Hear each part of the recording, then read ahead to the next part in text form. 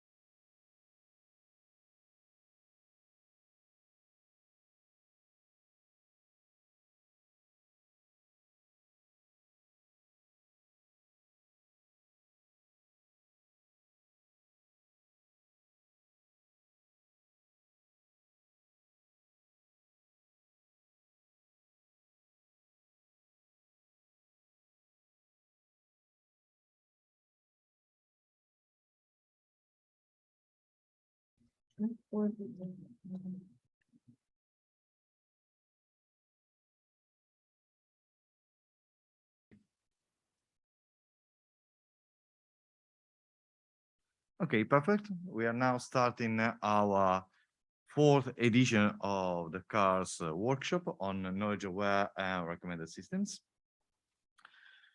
And as you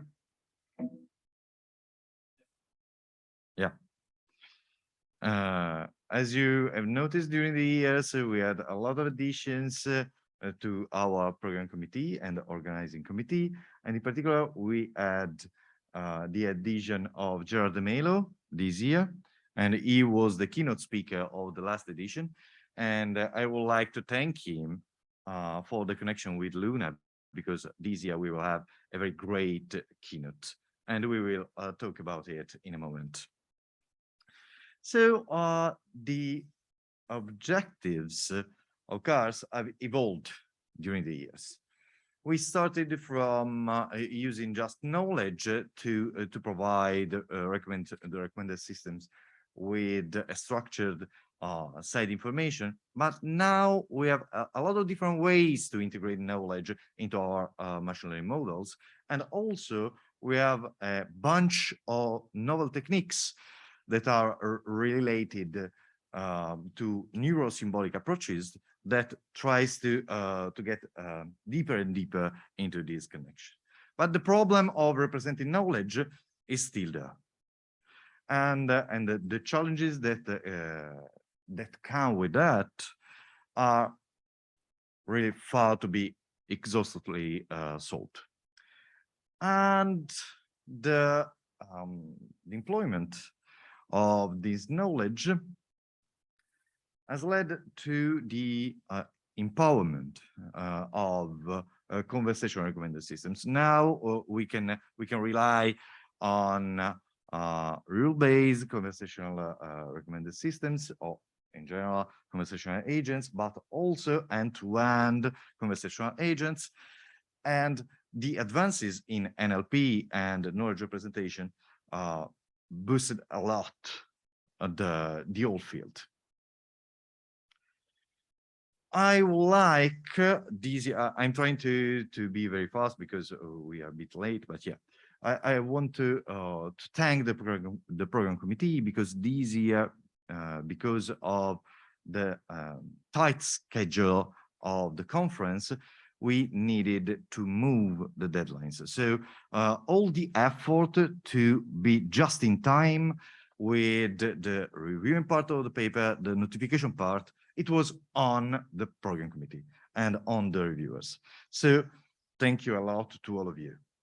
And this year, like the last year, we are going with an hybrid workshop. We pushed a lot to have as possible an in-person workshop, but in the end, some of the authors asked us to present from remote. And in the end, what we have is a list of 7 long papers and 5 short position papers. And for what regards the in-person virtual participation from the authors, we have that 1/2 of the presenters will be on site and 1/2 from remote. And I think that so far, this should be maybe the workshop with the biggest in-person presence this year. We also had a really high number of submissions, so it was quite hard to choose these 12 papers to be here this year. So I would like to thank also the authors of the papers that were not accepted, because we have a news for them too today. So what we will do today is starting with a first very brief session of short papers and 1 long paper. So 3 short papers and 1 long paper. And this session will be chaired by Daniele Malatesta, that is with us here in person. Then we will attend the keynote by Si Luna Dong, and I will introduce you to her later. Then we will have a brief break of half an hour, just to rest a bit after the keynote, and then we will have 2 different sessions. One composed of 4 papers chaired by Vincenzo Paparella, and the last one of other 4 papers, all long papers, most of them are in person, chaired by Maurizio Ferrari da Crema. Okay, I don't want to spoil the whole program, because we will go through it just in a moment. Now I would like to talk to you about our keynote speaker. It should be not needed to introduce her, but yeah, I'll try to do my best to do so. And there were a lot of information that I needed to write them all to try to be fair and introduce her. So she's now the head scientist at Meta for the augmented reality, virtual reality assistants. And before, she worked as a senior principal scientist at Amazon, working on the product knowledge graph. And even before, she worked at Google, and she was the major contributor at Google for the Knowledge Vault project.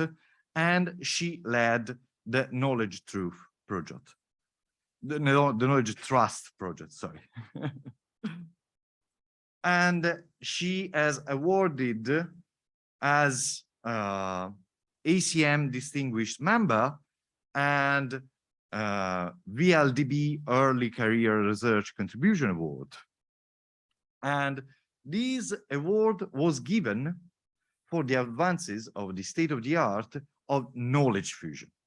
So as you can understand, I think that she is leading our research field from some years now.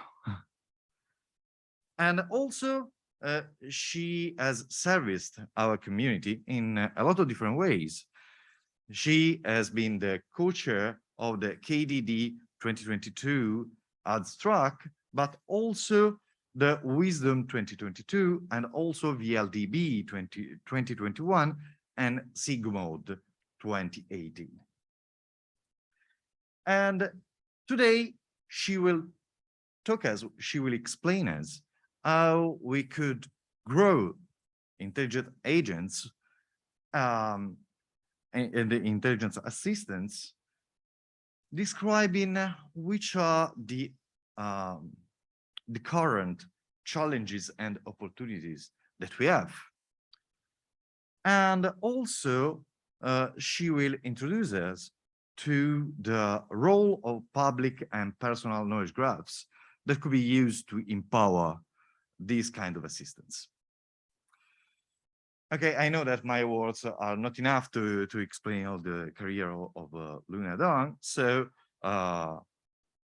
but I did my best to do that. Okay. So now I think that this slide is just not okay. And this morning we received another great news for all the authors and all the audience of our workshop, that our proposal for a UMUI special issue on conversational recommender systems has just been accepted. So please stay tuned, because we will go out with the call for papers very soon. I think that this weekend, the next one, we will work on the definition of the topics, and then we will send the call for paper out. And finally, obviously, we are also working on a special issue on the knowledge-aware recommender systems part. Okay, this is all from my side, and I will leave the word to Daniele Maritesta, who is going to chair this first session.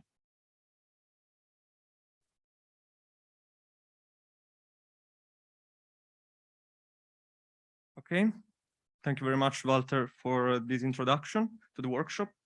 Let's get started with the first paper, and it will be in person, the only in-person paper for this session. And Asham Manzoor is going to present the paper, and the title is in fact, an online human evaluation framework for conversational recommendation. Please, the stage is yours.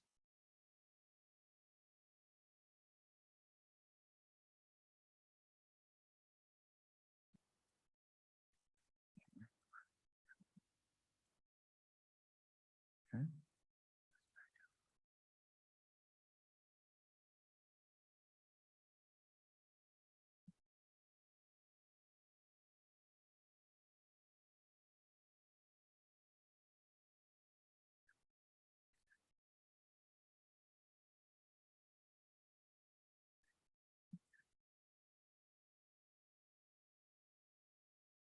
Thank you for the introduction. My name is Asham Manzoor, and we are going to talk about conversational recommender systems and how we can like improve the evaluations based on current predominant evaluations. So according to the most recent definition, let's start with what exactly conversational recommender systems are. A CRS is like more like, okay, well, like a software system that supports its users in recommendation related goals through multi-turn dialogues. Here we have like one example where a user is conversing with a chatbot and asking for recommendations in natural language. And the task of the chatbot is, of course, to understand the intent of the utterance by the user, and of course provide the recommendations in the given dialogue history. So this is one of the dialogue examples reported in the work on Deep CRS, published in like a top-notch conference in 2018. And looking at the responses generated by Deep CRS, this triggered us to understand like how the deep learning based models generate the responses, and how users perceive the effectiveness of such responses. And secondly, how the predominant evaluation approach is being used in the CRS literature help us to understand or figure out the extent of such problems, Um, so in this regard, we have discovered the literature on specifically on the evaluation of CRS, and we found that both offline evaluations and user studies with humans are common in the literature on CRS. So here we can have a look on the metrics that we use usually for the recommendation and linguistic quality aspects, and the studies involving humans, the specific task usually for the participants was to like rank or rate the responses in terms of like having different quality aspects out of variance metrics.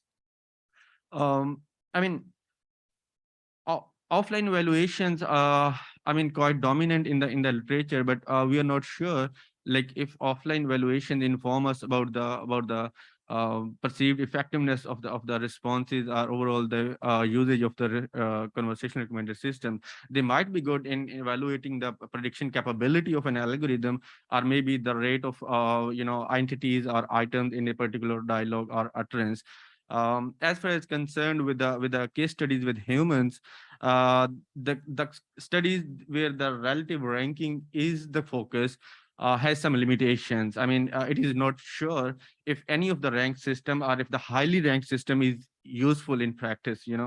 And also we observed that the focus regarding the user studies with humans was more like a linguistic quality aspects rather than also the recommendation quality. And also we found out like the studies that are reported in the current literature are somehow like have limited scope, like sometimes the number of participants are quite limited, and sometimes the details regarding the experiment design or overall procedure was quite brief in the manuscripts, which of course led us to investigate these things in a more detail.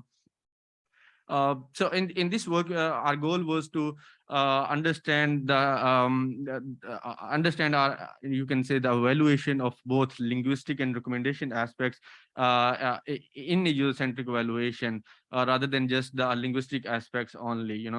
And another thing was due to the limited number of participants, or you can say the limited scope of existing studies, our goal was to come up with a framework that can help the crowdsourcing of the valuation task through online platforms like Amazon Mechanical Turk, Prolific, etc.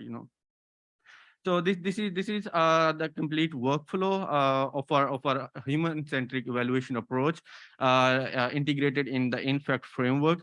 You can see like sequentially when the user arrive on the framework, on the home screen, we elaborate how the study is about, how to evaluate, and what kind of metrics are being used and stuff like that.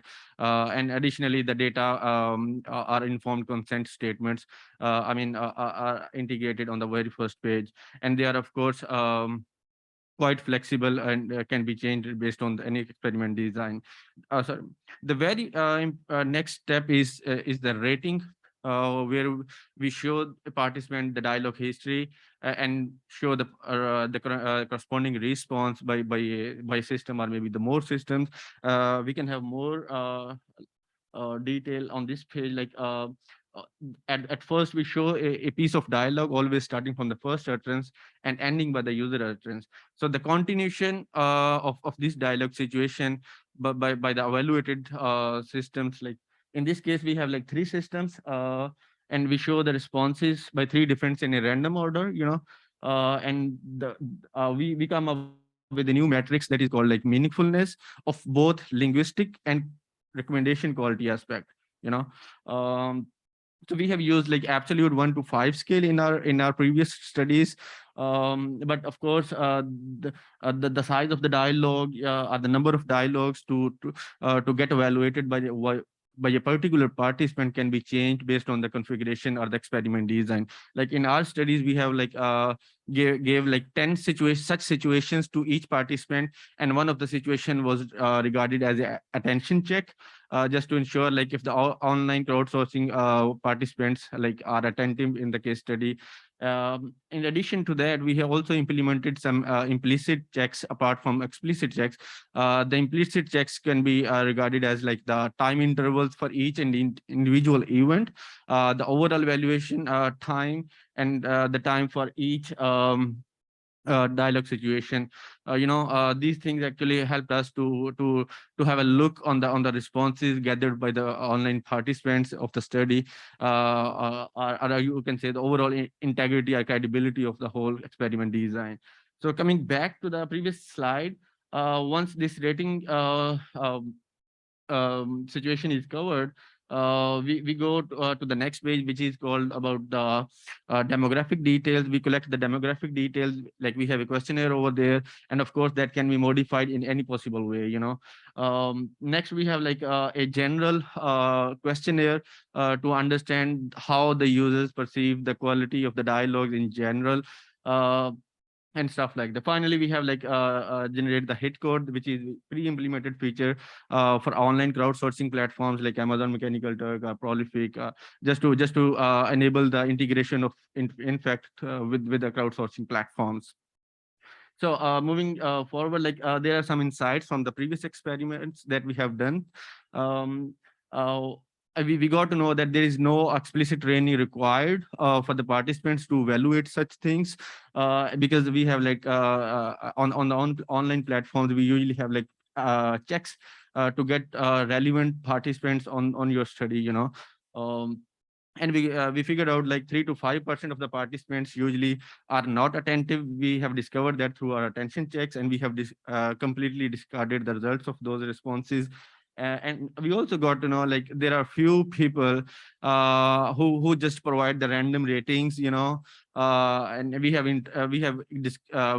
investigated that through the time intervals and ratings that they have provided in our data analysis perspective. So I'm just skipping these couple of things because the time is almost done. Maybe you can have a more look on our work on CRB-CRS, where we have like provided additional analyses, how to investigate the particular situations, like where the seeker asks a specific question, or maybe the challenging dialogue states where the system struggle actually.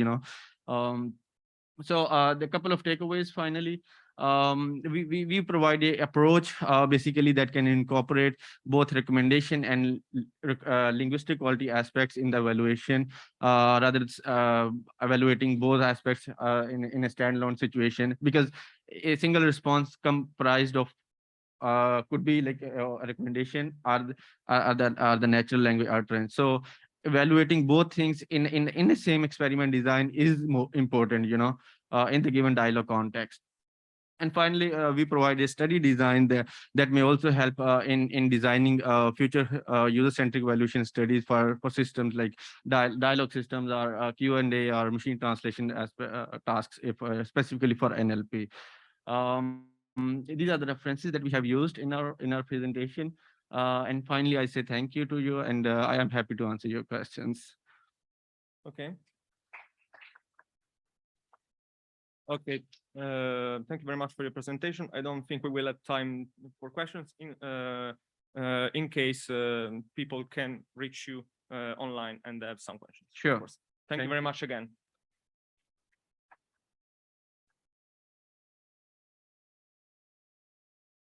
Okay, for the next speaker is going to be online, I think, Emmanuel Ayedu.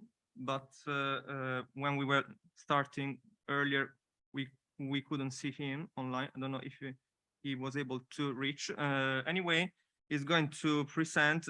We have a recorded version of the presentation, and he's going to present a paper entitled Combining IGA and KNG for Serendipitous Learning Contents and Recommendation. Yeah, for all the remote speakers, we have a recorded presentation just to avoid the problem of connections. And in general, if the time zone is compatible, they are connected for Q&A. Okay. Let me. Okay.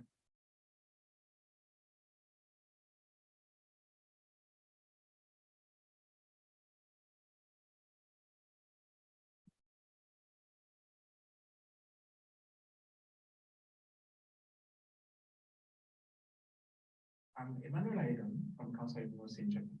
Just a second.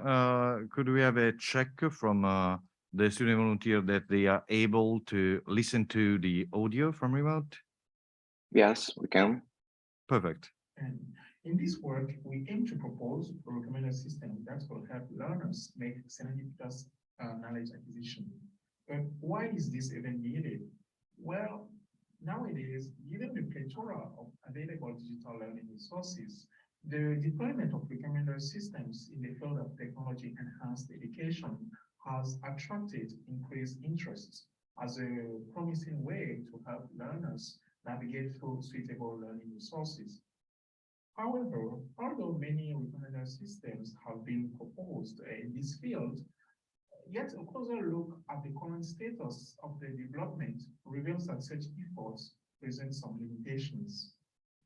For instance, it has been suggested that the collaborative filtering and content-based filtering approaches which are widely used in such systems unfortunately place learners in what is known as the filter bubble.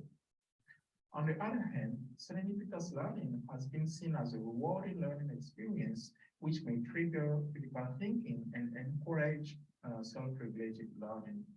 Therefore, in this study, we aim to propose such recommender system that could help learners make serendipitous knowledge acquisition. The proposed system specifically use interactive genetic algorithm and knowledge graphs for dynamic generation and recommendation of suitable learning contents. We also designed a learning interface which enable learners to explore the learning resources in an interactive fashion. As far as the knowledge database is concerned, the knowledge graph used for our study was manually constructed based on the contents of the book Science, the definitive visual guide. This book is a comprehensive book which tells the history of science and technology from the earliest times to the present day in a chronological order by capturing every key moment of discovery and showing how the concepts, the inventions, and the individuals behind them relate to one another. So in the resulting knowledge graph, each node holds the content of each page of the book and was expressed as a multi-dimensional vector capturing several parameters such as era, academic discipline, related events, etc. On the other hand, an age expresses the relationship between two related nodes. Therefore, what is called learning path here is a collection of related 4 nodes and 3 edges extracted from the knowledge graph. Next, the process of path optimization using IGA is based on the evaluation results of each learning path. Based on the obtained evaluation values, the path is optimized and the next generation solution candidate is presented to the learner. This process is repeated for a certain number of generations. We conducted an experimental pilot evaluation to investigate the meaningfulness of our proposed system. So this table shows the experimental settings as well as parameters of the IGA that was implemented for the experiments. At the end of the interactions, we administrated a questionnaire survey to collect participants' subjective opinions on the meaningfulness of the interaction with the system. Now, let me show you a short demonstration video of the learning interface. Interaction with the system can be carried out along 2 modes. Mode 1, which is called the exploration mode, and mode 2, which is called the recommendation mode. In mode 1, users are prompted to select an area in which they are interested in for learning about scientific discoveries. Then based on the selected area, the system presents nodes corresponding to that period. After viewing the contents of a given node, learners can freely navigate through related nodes by selecting a node of interest from the ones displayed on the interface using before and after buttons. Each time a total of 4 nodes are explored by the subject, they are prompted with an evaluation window to evaluate the interestingness of the visited path. Then in mode 2, based on the evaluation data collected from mode 1, the system automatically generates several paths of interest using the proposed algorithm. Here, subjects are asked to explore and then evaluate the path proposed by the systems in terms of preference level and interestingness, as well as unexpectedness on the scale from 0 to 5. Based on their ratings, the system generates new path, and the same operation is repeated until the ending condition is met. From our experiments, we note that the proposed system was able to optimize the paths according to each user, since the highest evaluation scores from participants seem to stabilize around the last generations. In other terms, the system was able to gradually present subjects with learning contents that were highly rated. From the result of the questionnaire survey, we know that the proposed system was able to present interesting and unexpected learning contents to about half of the subjects. Such results tend to suggest the meaningfulness of the proposed approach. Especially the positive result in terms of user satisfaction tend to support our hypothesis that the proposed system can suggest good items to induce serendipity within learners in an informal learning setting. Nevertheless, although this study has reached its aims, it has some limitation that we acknowledge and plan to address in future works. Thank you for your attention. Any questions?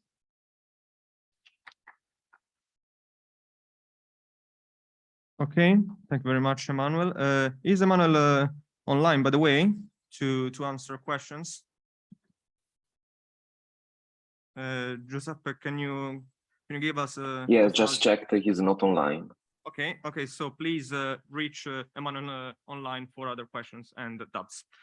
Okay, let's go to the third presentation of this first session. Is Tobias Eikenger online? I think so, because I saw him from earlier. Tobias, are you there for answering questions later? Hello, I'm here. Okay, perfect. Tobias, obviously, if you want to present live, we can do it. So it's up to you. You can just play the video, it's fine. Thanks. Okay, perfect. Okay, room is yours. Hi, my name is Tobias Eichner, and I will present to you today our precision paper with the title, Are User-Generated Item Reviews Actually Beneficial for Recommendation? I present this work, which is a collaboration between myself and my two students, Zuha Kao and Lea Dam. I'll just start with an introduction. So I'll present three statements that were kind of the motivation as to why we asked the question whether item reviews are using item reviews for recommendation is beneficial. So there is a common understanding in the literature that item reviews are, in some sense, by default, beneficial for recommendation because users explain their preferences, right? I mean, if users explain their preferences, what they like and dislike about certain items, what their context, their background is, it should be, in some sense, easier to recommend more useful, or at least on par with others that do not make use of item reviews.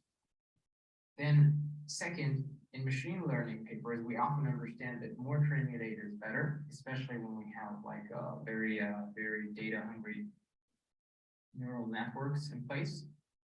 This is what we call the voice of data read. And then we have also found a more critical voice where it says algorithms that use item reviews as input do not consistently outperform algorithms that do not. So in some cases they do, and in some cases they do not. So Steve and McAuley 2020 at SIG-IR had a paper where they did an empirical analysis of, okay, what is it actually about item reviews that makes them so compelling to use and nurtures the belief that using item reviews is actually beneficial for recommendation. So that's where we're coming from to address this question. So how did we address this question? So we started with literature review. Let's just explain some of the methodology first. So we started with 3 C papers, among which we certainly have such data as McAuley, the critical voice.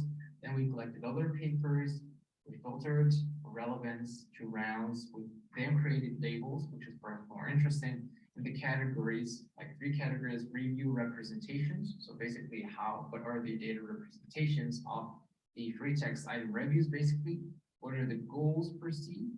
So recommendation-based goals, such as improving the performance of algorithms, for example, or addressing these problems, such as like the cold start problem, the sparsity problem, which are certainly widely known in the field of recommendation. Then we apply these labels to the relevant papers. Then we analyze, okay, on the basis of the labels, what has been done and what comparisons are actually and basically feasible. And since, like, if people, like, if papers address different combinations of reviews, representations, goals, and problems, and they're not basically comparable, so we cannot conclude anything.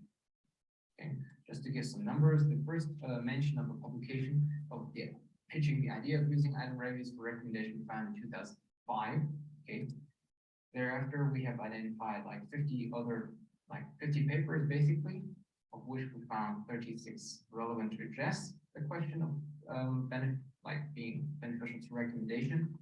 And unfortunately, well, rather somewhat surprisingly, only 1 paper had like a critical voice for using item reviews. So when we have this, have a look at this timeline, we see that the first mention is in 2005. Okay, so and then since it's just a mention of the idea, basically, what we have is that we have a surge, like an increase in the interest, basically shown by the number of publications, the basis of that. And we see that the beginning of this increase is when basically the NLP boom started in 2013 with publication of the widely known word-to-back algorithm by Tomasz Mikolov et al. And then we have this increase, peak interest in 2020. This is also when Sachdeva and McAuley published their paper, a critical paper basically. And then, yeah, we have a receding trend. Good. So then what do we learn from our analysis, and what do we want to share with you at this workshop is that we kind of have between the lines the impression that there is a fallacy of transitivity, which means that, well, when we use item reviews, then we don't have to compare our algorithm towards other algorithms that do not, because when we use item reviews for recommendation, for instance, an algorithm, then it's by default better than not using it. Okay. On the basis of the critical voice by Sachdeva and McAuley, it seems that we cannot conclude that. Okay? So the position is, instead of thinking in this kind of transitive way, that when we have more, then basically also yields more benefit, we should step away from that. Okay, so what we see in the future in that direction of using item reviews for recommendation is perhaps the question whether there is a benefit for recommendations, perhaps the wrong question. Perhaps a more concrete question is, when can we prove that it does improve recommendation, and when can we prove to not improve recommendation? Thank you for your attention, and looking forward to your questions now. Okay, thank you very much, Tobias. We have a couple of minutes, I think, for questions. So please go ahead. Thank you for the talk. I'm just curious to know, like, in your analysis and literature review, could you please mention a couple of cases where exactly the product reviews are not beneficial for the recommendation process? Thanks. Hi, thank you for your question. I didn't catch where this was coming from. So the like we intended to answer that. So usually when we publish papers, it's usually just positive signals. So and since there are no critical voices apart from Sachdeva and McAuley, we can just basically go with what they said, and they essentially said that they can see rather that using item reviews for regularization of algorithms for the improvement of accuracy yields a more like a substantial benefit.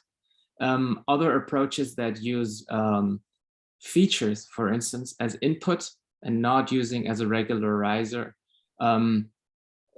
there it is pretty, how do I say, sometimes it's better and sometimes it's not better. So since we just provided a literature review, we more like span the space of where it can be better. But we found that there are basically no overlaps in what features were used, what algorithm to achieve what goal. So I really invite you to have a look at, especially our appendix, where we have the big overview of the literature, in case you want to get started. Okay. Thank you. Just give us an applause, a round of applause. Okay, thank you very much, Tobias. Again, we are running out of time, but please keep the discussion open on online and on the chat. Okay, let's go through the last presentation for this first session. Is Marina Ananieva online? I think so. Hello, I'm here. Okay. Again, if you want, you can present yourself online, or just we can play your video and then have answers for your questions. I would prefer to play the video. Okay. Okay, perfect. what is the file name of your video? Oh, this one? The last one. We renamed it. Okay.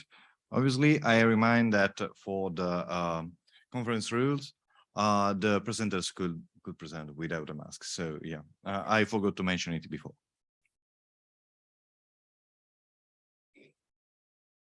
Hello, my name is Marina Ananieva. I'm a PhD student at HEC and the head of recommender systems at Team Hall.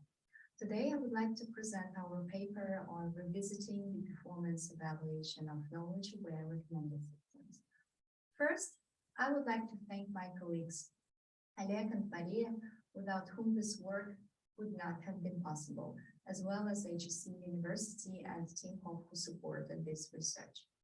In this article, we focused on the problem that it's difficult to estimate the relative gain from the use of additional information in recommender systems. There are no... Sorry, I think that audience from online are saying the share is not performed. Yeah, I can confirm. Okay.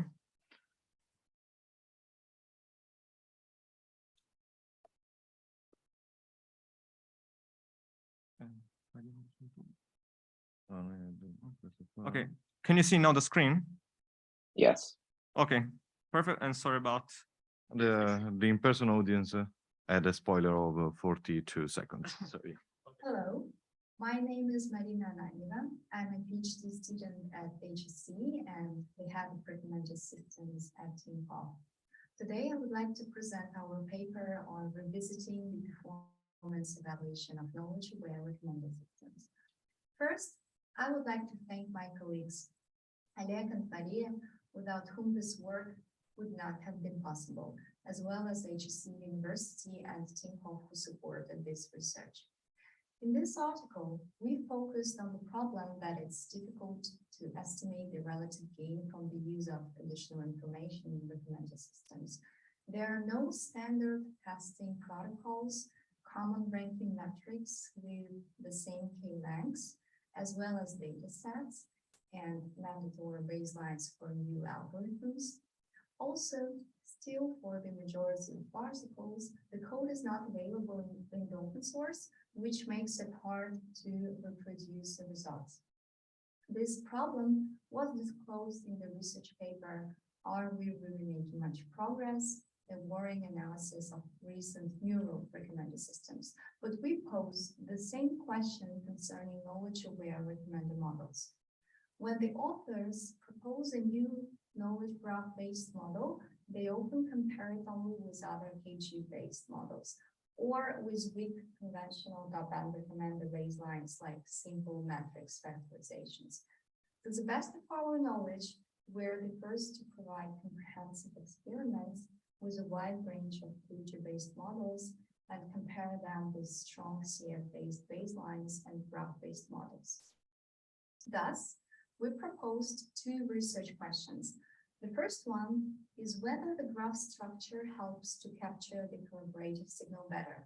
And the second one, do the recommender models without user and item features perform worse than graph-based models?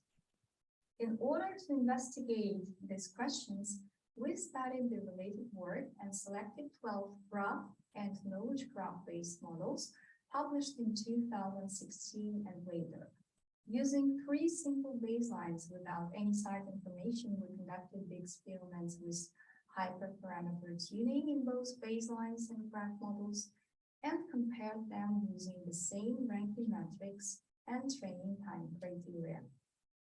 We selected 3 open source data sets for recommender systems from the different domains, like movies, books, and financial transactions, which were comparable in terms of the number of interactions, sparsity, and availability of additional information on relations between entities. For each data set, 80% of the random user interactions were taken as a training sample, 10% for validation, and the rest 10% for the test set. They conducted experiments on 12 tuned graph-based models and 3 tuned baselines show interesting results. By the way, we selected all available graph-based models in the RecBol library of version 1.0, and for all models, we tuned hyperparameters with random grid search, optimizing MVCG at 10 within 24 hours for each model. As one can see, graph models in all datasets outperform the top baselines, but demonstrate poor performance compared to the state-of-the-art model EASE and item KNN. Though EASE could not be included before 2019, item KNN is a well-known approach. Moreover, approaches with a bipartite user item graph demonstrate the next best results, which indicates that knowledge graph-based models learn collaborative signals worse. This table displays training time and memory costs for all models on the MovieLens 1 million dataset with optimal hyperparameters. All baseline models do not require the usage of a GPU and are trained in less than a minute, while the inclusion of graphs in models increases training time by more than 40 times. We observed the graph model training time range from 6 minutes to 8 hours, which is quite a lot for industry use. The key ideas for a takeaway could be listed as follows. First of all, it was quite surprising that simple tuned baseline models such as item KNN and the linear model EASE can outperform both graph-based and knowledge-based models on 3 datasets. The graph-based models show the next best quality, indicating that knowledge graph models capture collaborative signals worse. We recommend researchers include collaborative filtering based baselines and tune them along with new algorithms.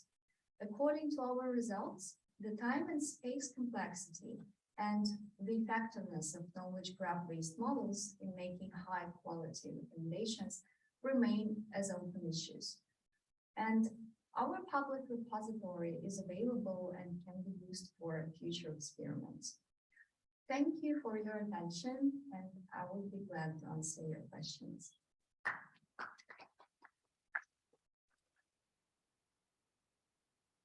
Okay, thank you very much, Marina, for your presentation.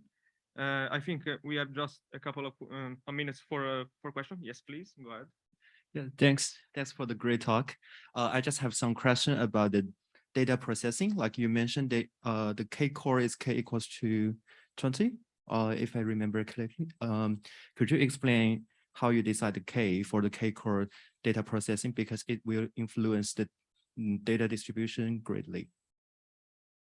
Yes, thank you very much for this question, because I would say that K-core is actually one more hyperparameter, right? But still, we decided that for each data set, we will try to select the K-core, just considering the sparsity, whether it's enough enough data for training and as well for validation and test, because each data set actually has different values for the number of interactions per user, and the same thing we can say for items. But I would say that it's a good question, because for the future experiments, it would be nice to treat it as a hyperparameter and try to make some extra experiments and try to find out what is the best option. So you can use our repository in GitHub.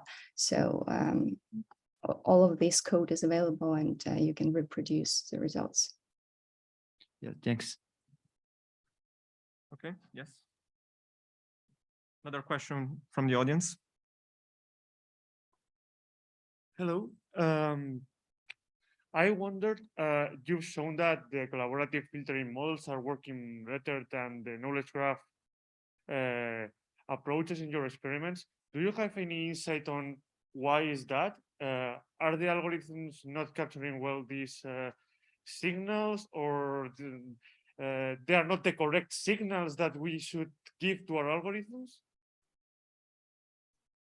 Thank you for this question as well, because it's quite interesting and a very complex question, because I still think that we need some further research on this, right? And our guess is that, first of all, knowledge-based graphs and the models which learn on these knowledge-based graphs, they are more complex in terms of optimization problem, right? So we use another type of loss.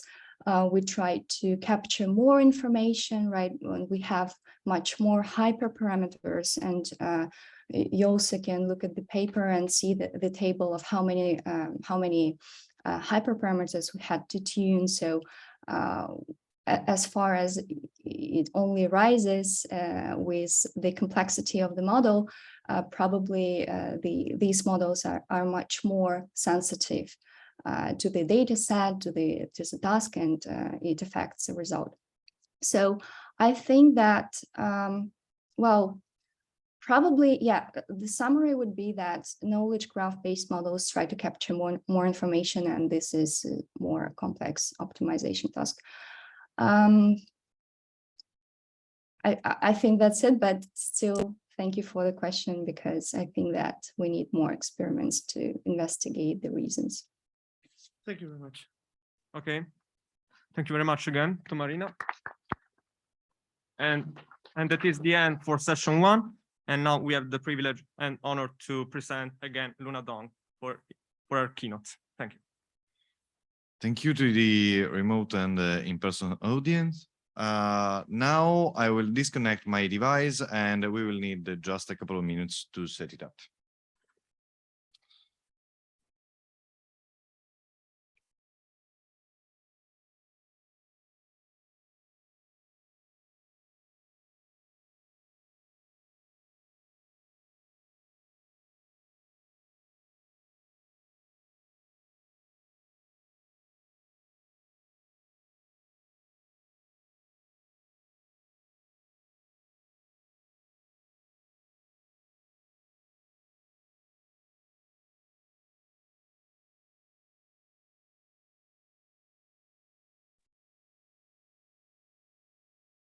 Okay, can you all hear me?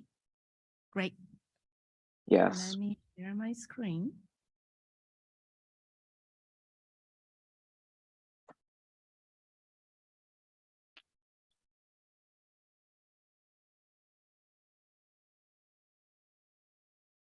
Okay, we can see your slides. Can people online see the screen? Yes. Okay, great. Okay, hi there. This is Luna from Meta. It is my great pleasure to come to this workshop, hearing all of this exciting research here, and also present our work at Meta. So my topic for this talk is next generation intelligent assistants for AR/VR devices. And as a lot of you have heard of. So Meta has been putting a big bet on AR, VR devices. And then what about the intelligent assistants? So everyone deserves an assistant. We are all busy people. We all want to achieve a lot. And then I wonder what you would be thinking of when we talk about a virtual intelligent assistant. And you possibly have been familiar with Siri, with Google Assistant, with Alexa, and those assistants could respond to your commands. For example, you could say, hey, Siri, set a timer to 7 p.m. And then it would add to the reminders, basically add to the app. And you could say something like, hey, Alexa, turn off the bedroom lights. And then Alexa will control the device and, oops, sorry. Yes, and Alexa will control the device and basically turn off the lights. This is actually my #1 use case for Alexa. And my #2 is listening to music. Or you can ask for some particular information. You could ask, hey, Google, when does summer end? And Google would say, hey, summer ends on Thursday, September 22. So that is today. So at Meta, we are also building an intelligent assistant to empower the connection to people and experiences in your life. And for Facebook portal, we can use the assistant to allow hands-free calls. So you could say, hey, portal, call someone, and then you would get the call without really touching the screen. And also you could get help with music, with timers, alarms, weather, etc. For Meta Oculus or Quest, you could use the assistant to check who is online and then meet up with your online friends in the virtual world. You could open Beat Saber and so jump straight into the game with, again, hands-free without like clicking those buttons in your sort of screen. And last year around this time, Meta shipped this Ray-Ban Stories. It is smart glasses, and actually I brought one. So it is look like this. And then you can use these glasses to take a picture, to call your friends, to send messages, to listen to music, so on and so forth. And let me try it. And hopefully the connection is all good. Hey, Facebook, take a picture. Okay, so this is the time it will take this picture. And also when I have connection, I can use it to make a call, etc. So I want to show you some of the montage I made with the videos I took by this Ray-Ban Stories. So this happened in the summer, at the beginning of the summer. I went to Grand Canyon for rafting, and I took a lot of videos just by wearing the glasses, and it's a lot of water, a lot of sand, but fortunately the glasses is like water and sand free. I don't know, thank you. I don't know if you could hear, there should be music, but it seems that is not playing, but you can see it is a lot of like wide water, and with these glasses you can just wear the glasses and enjoy your activities. Oh yeah, it is. And the montage was made with the app, which gives you a lot of auto montage sort of functions as well. Okay, oops. So with all of this, what is an ideal assistant? And an ideal assistant should be able to follow your instructions. When you ask it to do something, hopefully she could do it for you. And it could know your needs. And so it could best serve you. And it should be capable so it can basically follow your instructions and do the things on your behalf. And also it needs to be knowledgeable. It knows more about the world than you do and provide you the critical information when you need them and when you need to make a decision. And so basically an intelligent assistant should be an agent that knows you and the world can receive your requests or predict your needs. And when it receives your requests, is more of a serving in a reactive mode. And when it predicts your needs, that's more of a serving in a proactive mode. And then it should provide you the right services at the right time. And all of this should be with your permission. So there are 3 generations of intelligent assistant, and I would say the first 2 generations are so close and we may even not aware of the difference. So instead of calling them version 1 and 2, I call it version 0.1, which is chatbot taking the text input, and then version 1, the real assistant, which takes the voice input. And then for the next generation, it will be the AR/VR assistant. In addition to voice input, it will also have the visual information as input and also context as the input. I will tell you soon what I mean by context. Okay, so far we have talked about what is an intelligent assistant. And next I will talk about the basic techniques to support current intelligent assistants and also the challenges and the initial solutions for the next generation assistants. And my goal for this talk is to introduce you to the interesting research problems for building intelligent assistants and to impress you with the important roles the knowledge aware recommendation plays for intelligent assistants. And our workshop is really, really important, and the topics are so relevant to this. And finally, also to invite you to open the new doors to build the next generation assistants.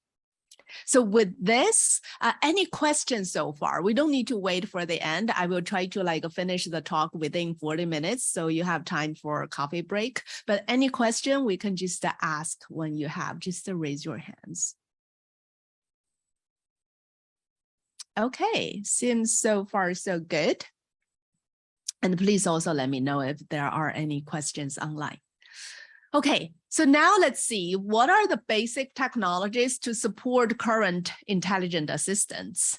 And we have talked about 3 different kinds of needs: set a timer, which is basically control the apps, turn on the lights, which is basically control the real devices. And also when is Easter, when does summer starts, when does summer ends, those are information-based, asking information from the knowledge graph, from the web, and so on. And so this can be put into 2 big buckets: task-driven or information-driven. And an intelligent assistant, it is essentially a conversational system. And here I'm drawing you this boxes or pipeline that you might be familiar with already if you work on conversational system. So it has 6 boxes, and let's use turn off the lights as an example to see what it does. So let's say you say, turn on the lights. The ASR component will transfer this voice signals into text. And then the NLU component, natural language understanding, will understand what is your intent. You want to turn on the device, and what is the particular device? And let's say you have a single device, and then it would say, okay, that's lights number 1. And after that, the dialogue state tracker will look at the current dialogue state. Basically, the action type is to turn on the device. The particular device is lights number 1. Its current status is off. So the dialogue policy component will send all of this to the device. And after it turns on the device, we can see the status becomes on. And at this moment, it sends the status back, success, and NLG, natural language generator component, will generate the response, lights turned on, which is transferred to speech by the text-to-speech synthesizer, TTS. So this is the flow, and that is so far 1 round where we get a confirmation. When it is 2 rounds, it's typically the time when we need some clarification. Let's say you have multiple lights, and at this moment, the NLU component will wonder, okay, what is the particular device you're talking about? And then it will send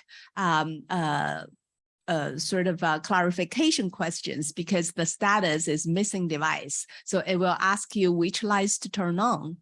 And let's say you answer the bedroom lights. Now it understands, okay, this is lights number 2, and then it could turn on the lights and send you the response. Bedroom lights are turned on. So this is 2 round.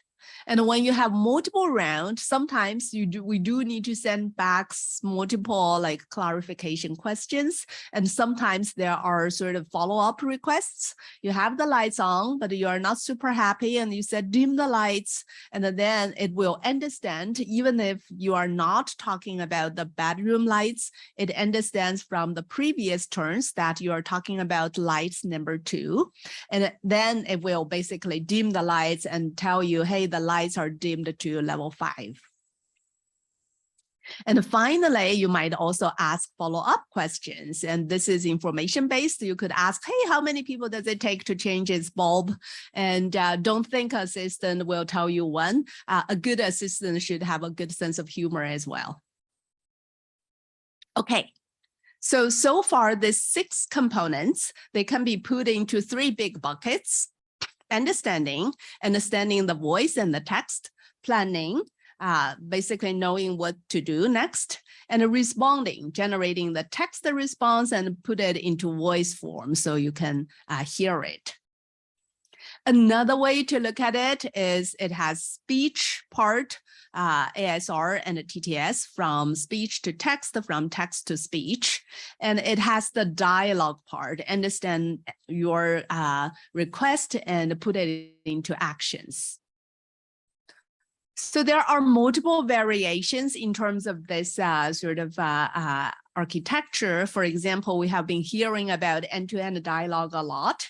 And so instead of 4 components, we have 1 single component taking the text utterance as the input, output, the action, the status, and also the response. This is variation number 1.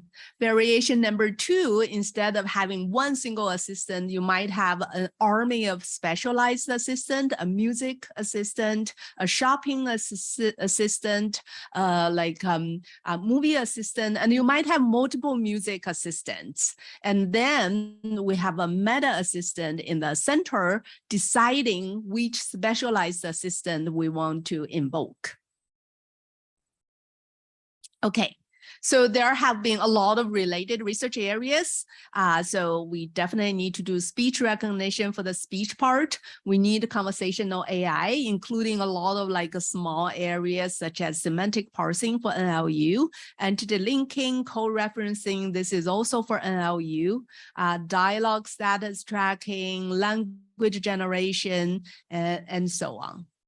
And from this side, when we really perform the task, we need to have the knowledge graph. We might do QA on the web on the knowledge graph, question answering. We might do information retrieval from the web to answer information-based requests.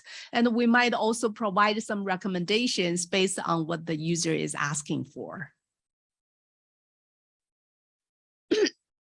And as we can see, KGs are playing an important role. And certainly we need a public knowledge graph to answer questions and possibly to do recommendation. And in addition, we set up a personal knowledge graph so we can better understand the user's request. For example, the personal knowledge graph would contain all of the contacts from the user so it can support the hands-free call. It can also contain all of the devices so it can help like do this smart device control. There are still a lot of work to do. Despite that, we have had assistant for more than 10 years in the market, in industry, but we still need to increase the accuracy of the assistant. And we want to allow easy scale up. when we want to add new tasks, new domains, new languages, and we want to make the multi-turn conversation smoother, and we want to make the assistants know it all so it can answer our questions better. And also we want to provide better content in the search QA recommendation systems, and also reduce the response latency. I don't know if you have measured when you ask Alexa a question, for example, about the weather, it takes 1 second to give you the answer.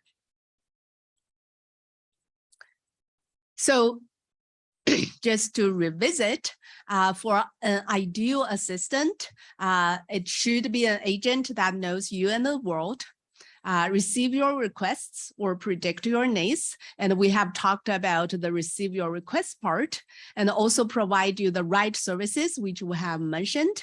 We haven't mentioned that much about predict your needs and at the right time, which we will move on to for the next generation assistants. Any questions so far?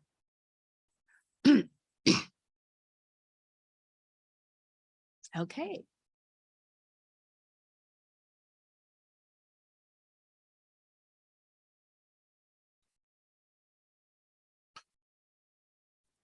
I have one question that is related to the personal knowledge graphs that you were mentioning. So you mentioned that usually it contains context or devices the user uses. I would like to know if you worked or about like having previous recommendations or something like that. So not just the history. Yeah, so that's a great question. The question is about for personal knowledge graph, in addition to the sort of entities, people, etc., related to the person, do we also have a history from past behavior, interactions, and so on? And this is exactly what I'm going to mention next. Yes, so ideally, we do want to know the person's preferences, routines, etc., and soon we will see how that would improve the assistant. Okay, so seems there is no more question and we can move on. How about next generation AR, VR assistants? In other words, when I have an assistant on the glasses, how is that different from the current assistant? And so let's see. First, what are the differences between AR, VR assistants and the current assistant that is more of a like kind of a speaker put on your kitchen counter? The first difference is that you have the glasses on, so you see through it. And not only the assistant knows what you are talking about, it also sees what you are looking at. The second difference is you could wear it everywhere. You can wear it at your home. You can wear it as you walk in the street. You can wear it in a meeting room like here. Third, you can wear it for a long time. And I mean, like in my rafting tour, as an example, I'm wearing this all day long. And finally, because you can wear it everywhere and wear it a long time, you may not have the connection. And it's very different from putting it on your kitchen counter where you definitely have the connection. When you wear it all the time, from time to time, the connection may not be stable. So what does it mean for the assistant? First, because the assistant could see what you are seeing. So from voice only, it needs to be evolving into multimodal. So instead of asking, hey, how tall is the Empire State Building? And then now you can look at some building and ask, what's the name of this building? How tall is it? Second, because you are wearing it everywhere. So instead of context agnostic, now it will be context aware. And instead of you saying, hey, please show me my shopping list, it could tell you when you are walking in the street that, hey, remember to buy apples and bananas on your shopping list at the grocery store around the corner. Third, because you are wearing it for a long time, so it knows you so well. And instead of just reactively providing you services, for example, when you ask what's the weather today, it tells you the weather.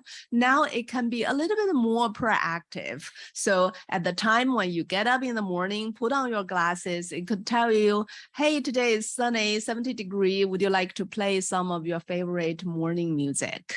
And this is related to the previous question. That's where the routine, the preferences would help. And this is also a place that recommendation is needed because it is not answering your request. Instead, it is proactively providing you some recommendation items.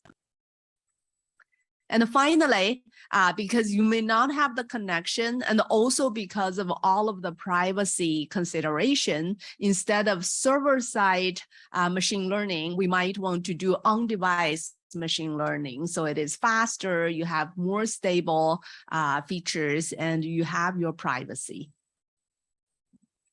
So let's look at them one by one. Given the time, so for each direction, I will briefly tell you how that would change the architecture and also some initial work from our group. I would actually skip the first two directions in terms of the details, so we have time to talk about stuff related to knowledge-aware recommendation.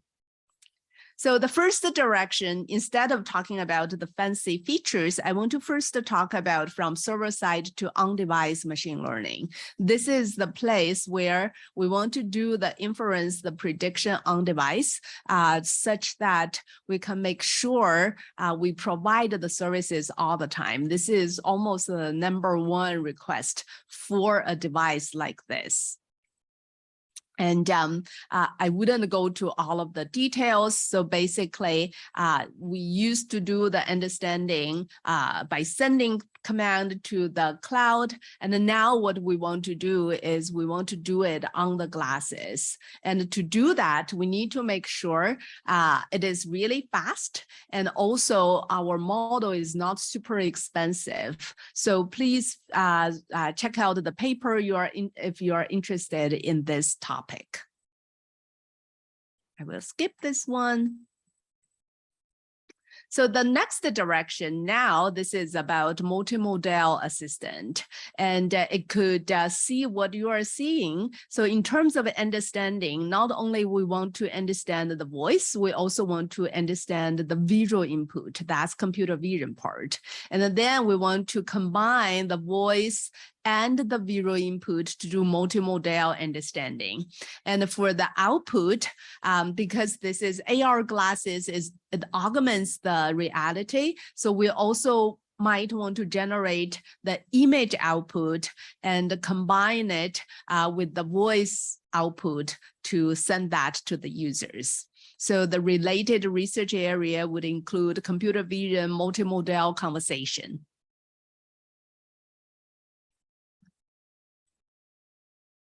And next, so because we wear the glasses everywhere, so it would be context aware. And so when we do the input, in addition to the input explicitly from the user, we also want to take the input from the context.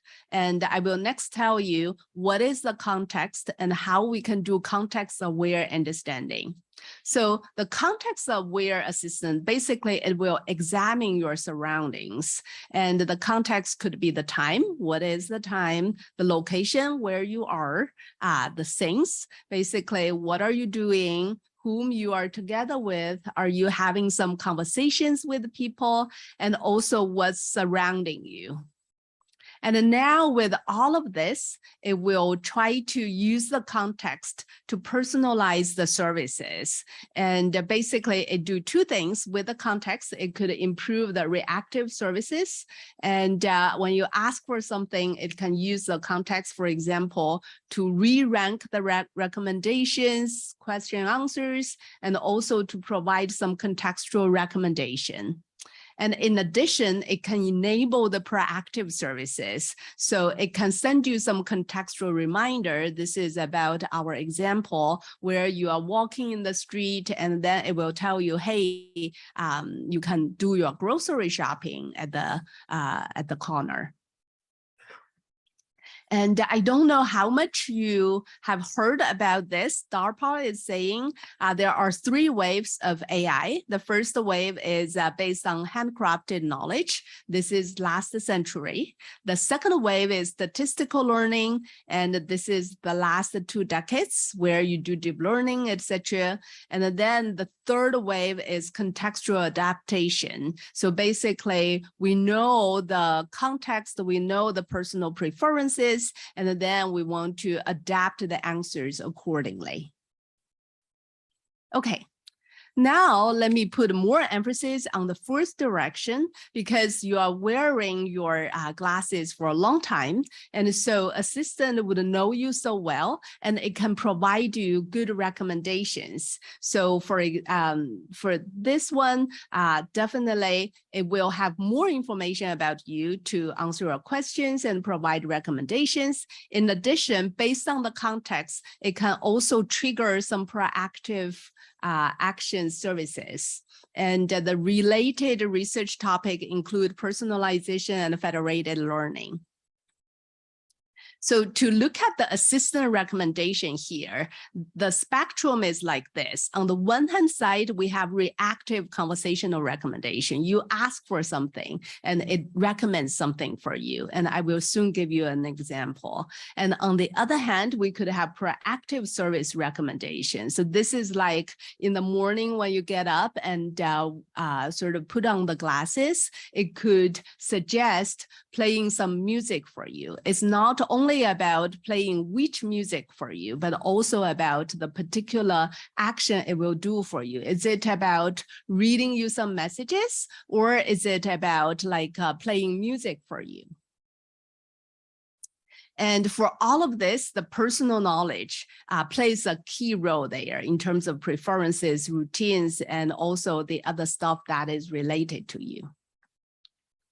So the key challenge is how we can leverage all of those personal action log preferences, routines to improve the context-aware recommendation without sacrificing the privacy. And let me tell you 2 different current solutions in terms of give you personal recommendations without hurting much the privacy. The first one is conversational recommendation. And let's say it's lunchtime and you are looking for a good place to eat. And the system will look at your history of eating at restaurants and then recommend the restaurants for you. And here it relies on a memory graph. So if we look at the memory graph, so on the top, we know the restaurants the user has visited. And then on the bottom, we also know for each restaurant, what is the location, what is the cuisine price, what it serves, and so on. Basically, we can consider this memory graph to contain both the personal KG, where you have visited, and the public KG, the information about those restaurants. And now when you sort of go through this conversation, for example, the assistant would say, hey, you have been to downtown Phoenix a few times for lunch, and would you go there again? And you could say yes, no, yes, here. And then it will look at those downtown restaurants and ask, hey, do you want to have American food or something else? And here you would say, yeah, I want to have barbecue today. And then it will look at this graph to suggest some of the barbecue restaurants and tell you information about the price, about serving wine, and so on. The very nice thing about the graph is what is in the content of the graph is not important. It is really the structure of the information, the structure of the graph that plays a key role. And here, instead of giving you all of the sort of content text, we just need to send the structure of the graph. And then we generate the entity embedding according to the structure and use this as part of the input. And we can do all of the graph learning to generate encoding or embedding of the graph structure. And on the other side, we also have the past dialogue history and going through the LSTM layer to get the text embedding and using them together to predict what is the dialogue action. And why is it possible that we do not need to know the content? Because we only need to know particular node in this graph. And then we will decide, okay, we will read the personal memory graph to say, okay, what is particular for this node? And that could be the rank of the items for recommendation, the rank of the values for recommendation, and so on. So far, so good. So this is one part that is closely related to the workshop. And one more, here is another example where the user and the assistant are having this conversation. And as the user answer questions, we see the color indicates the preference of those answers or matching levels of those answers. As the user gives more and more information, we see some of the options have darker colors, some of them getting like lighter colors, and then we eventually find the best to recommend to the users. So the next thing, very, very briefly, is federated learning. Federated learning is a hot topic recently. And so instead of pushing the data to the model, federated learning is basically pushing the models to the data. So it trains some model at the server side. For example, it could be a meta model. And then it pushes to each device. And each device could use their own user embedding, user behaviors to refine their models, to tune their own models. Okay, with this, just to recap, for the next generation assistant, this is the architecture, and there are many new research areas, including computer vision, multimodal conversation, contextual AI, and on-device learning, personalization, federated learning, and so on. And there are also many research problems for knowledge-aware recommendation and how to leverage the knowledge graphs for on-device recommendation. How is it even possible to do it on-device? How can we link the visual input to the knowledge entities so we can do multimodal conversational recommendation? And how to leverage knowledge graphs to best understand the contexts?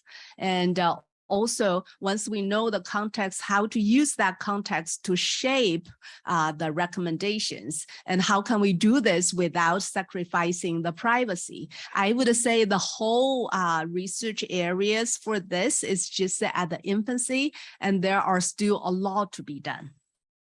And then, fortunately or unfortunately, we have one extra set of sort of challenges. And this is actually, I mean, in addition to all of the fancy features, this is really what I have been like kept awake during the nights. So those are all of the physics. What is the memory in the glasses? And what is the battery power with all of the like fancy new features? How long can the glasses last? And also, what is the thermal? I don't want it to recommend a restaurant to me and then like melt on my face. So for those of you who know me before, and I used to work on data integration and knowledge graphs in the past 20 years, I had a dream. The dream is that I have trucks of data coming to me so I can use that to enrich my knowledge graphs. And now I'm working on a slightly different field, the intelligent assistant field. And now my dream is that everyone has a big nose and so they can wear a computer and I do not need to worry about memory or battery or anything like that. So with this, several takeaways from this talk. An intelligent assistant, it should know you and the world. It can receive your requests, that's the reactive mode, or predict your needs, that's the proactive modes, and it should provide you the right services at the right time with your permission. And this time is kind of the new version or new dimension for recommendation. And an intelligent assistant is essentially a conversational system. All of the QA, information retrieval, IR, or recommendation are through these conversations. It could be task-driven or information-driven. And for the next generation AR, VR assistants, we need a lot of new research for on-device learning, multimodal, contextual AI, federated learning, and especially doing the recommendation based on public and personal knowledge graph plays a critical role to eventually enable the assistants to service better. Okay, with this, I will end my talk and take questions.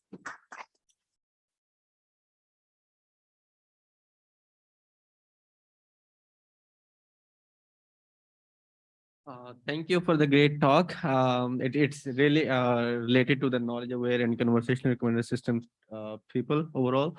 I'm just like wondering, like in the context we have mentioned, like there will be environment, location, your personal activities to some extent, or maybe there could be something more.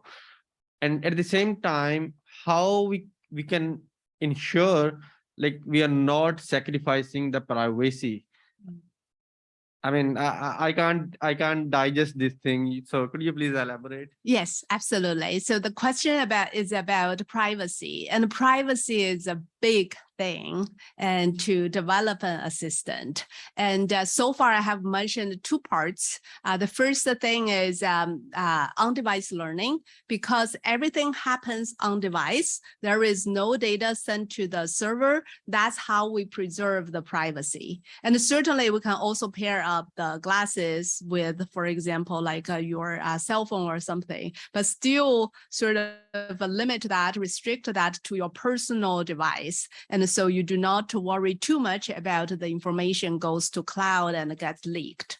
So this is one thing. It seems you have some follow-up question on this. Thank you for the response, but let's say you don't send the data to the cloud, or you don't preserve it for a longer period, and how exactly we can achieve the needs of a user based on the history or context.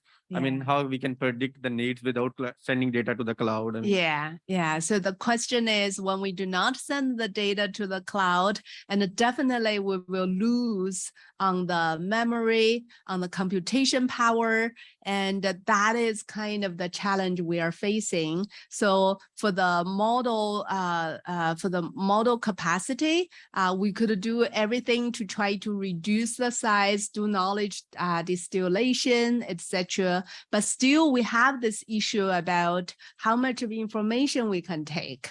And that is where we possibly need to do constellation with other devices that like the cell phone, and also find some way that is smart in terms of what is the data, what is the portion of knowledge graph that we want to sort of buffer at the glasses. So there are tons of research topics on this. And this is only one part of it. Another part of it is how to do this privacy preserved recommendation. And that's what I mentioned about doing the recommendation based on the memory graph, but only look at the structure of the graph instead of the content of the graph. And that more or less saves some kind of helps you with the privacy of the information. Okay, next question. Hi, thanks for the great talk. Yeah, so since you mentioned, your worries and, this potential conflict or tension between the, the hardware part, the battery, and also this on-device learning, versus the need that we want to put more data and, the more complex architecture. So yeah, I'm just trying to understand, what's your vision of, how do we get there, right? We will understand there's this conflict. So what's more, concrete steps that we should take to get there, and Yes. what are some intermediate, stages that we should be going forward? Okay, great question. So the question is, okay, we have all of the hardware constraint, and then we still want to do on-device machine learning. And then what are the concrete steps to gradually get there? And to be honest, I don't know a certain answer for that. And we have tried multiple things, and all of this knowledge distillation, try to reduce the size of the model without reducing the model quality. That is a big thing we are doing. That's almost our daily life. And in addition, we are also trying to figure out, okay, how to do multitask learning and whether or not to do multitask learning. And once you do the real production, it is the point where you consider, okay, whether or not you want to load this model to memory or not. How many models you want to load to the memory at the same time? Do you want to do a first phase decision and then load the next related model, or do you want to do multi-task learning, which can quickly get you to decide what is the intent, etc. All of the trade-offs, we are trying different options to figure out. But again, this is very early stage, and we have only very initial understanding. And I wouldn't say I know exactly the path to eventually get there. That's why we need the sort of research from the whole community. Yeah, thank you. Thanks. We have also one question from remote. From remote, can you open your microphone? Yes. Hello. Do you mean me? Hi. Yes, please. Hi, Tobias speaking. Thank you for your great presentation. I mean, you're obviously doing a lot of cutting edge research. So this question might be a bit naive, perhaps. As a rather novice researcher, how can we actually contribute? Because if I face meta, if I come up with, say, a knowledge graph generation process that is automated, how can I evaluate it? How can I compare? If I consider Alexa, for instance, that thing is already pretty intelligent, I would say. Is there some kind of metric of intelligence? And how can we compare with the state of the art when it's kind of proprietary, you know what I mean? Okay, so thank you for the question. And the question is basically, as people working on knowledge graphs, how can we contribute to this field? And there are a lot of things to contribute. And I sort of listed a few questions here.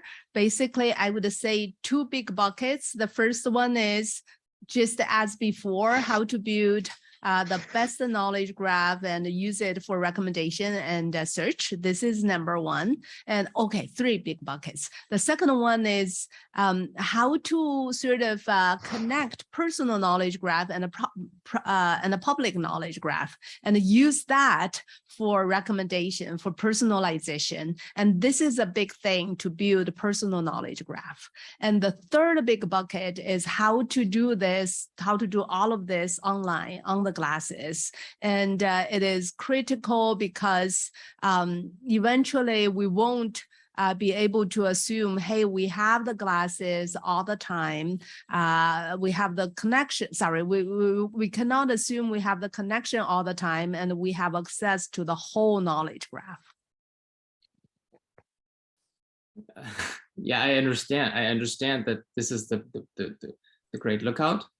But for novice researchers who might not have a bunch of glasses at their disposal, who don't have ground truth data sets, I mean, you're basically sitting on a big bucket of personal data, so it's pretty easy for you to evaluate your systems.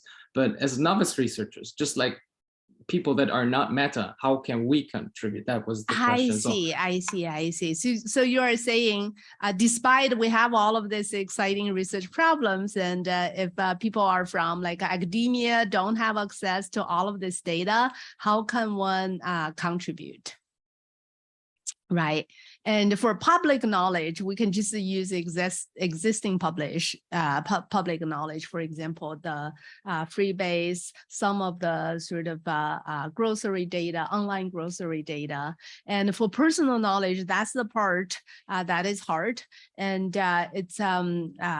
it's very tricky. I remember when I was a PhD student doing personal information management, I actually collected data from my friends, from my sort of colleagues, and use that for research.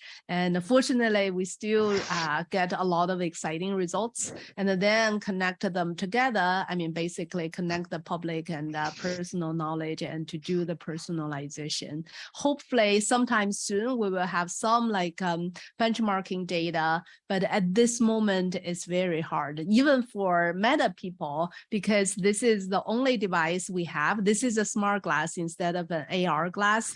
Even we do not have that much of data yet. Yeah. Okay. Hi, Luna. Thanks for the great talk.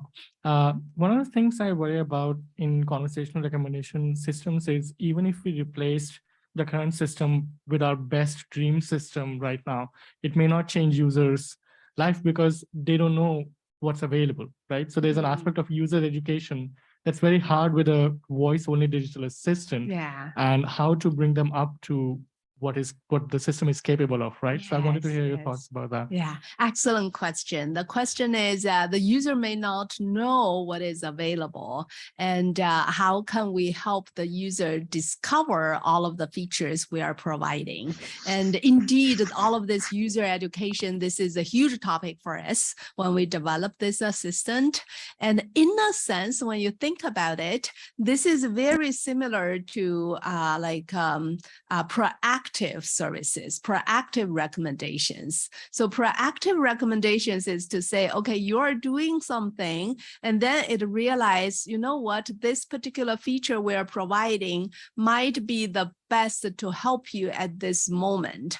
And then it will provide you some sort of hint or instruction that, hey, you might want to try this out.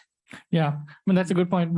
I think the computer science community has a nightmare of Clippy where we try to everybody hated it. But I guess it's that's one place to start. You can improve it. It's very good you bring up that example. And to avoid the pitfalls for that, there are two things that is critical. The first one is how to do the prediction with high precision.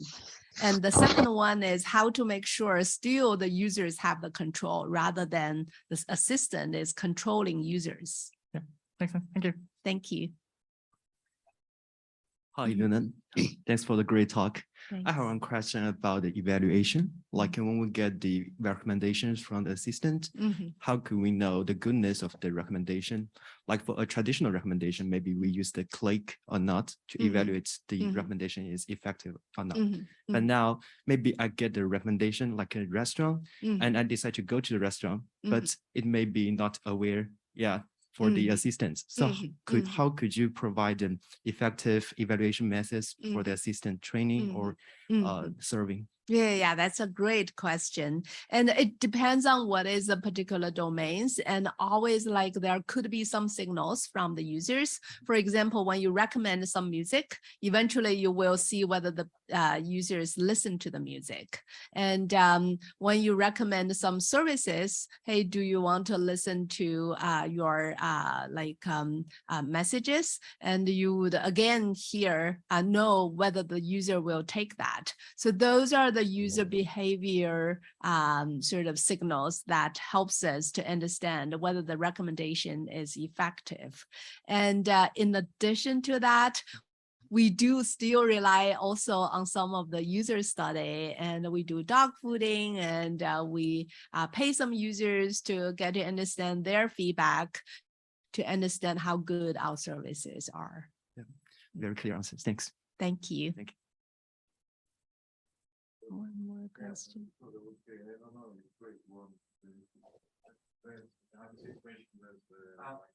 Okay, so we have Emilia from remote. Emilia, are you there? Hi, Luna.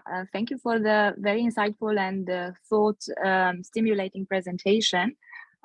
It prompted me to think ad hoc about an inherent optimization problem associated with assistance, namely a trade-off between the utility that's being achieved through the assistant and the element of intrusiveness that the assistant represents. Ultimately, it can be, from the user's perspective, just like another social interaction.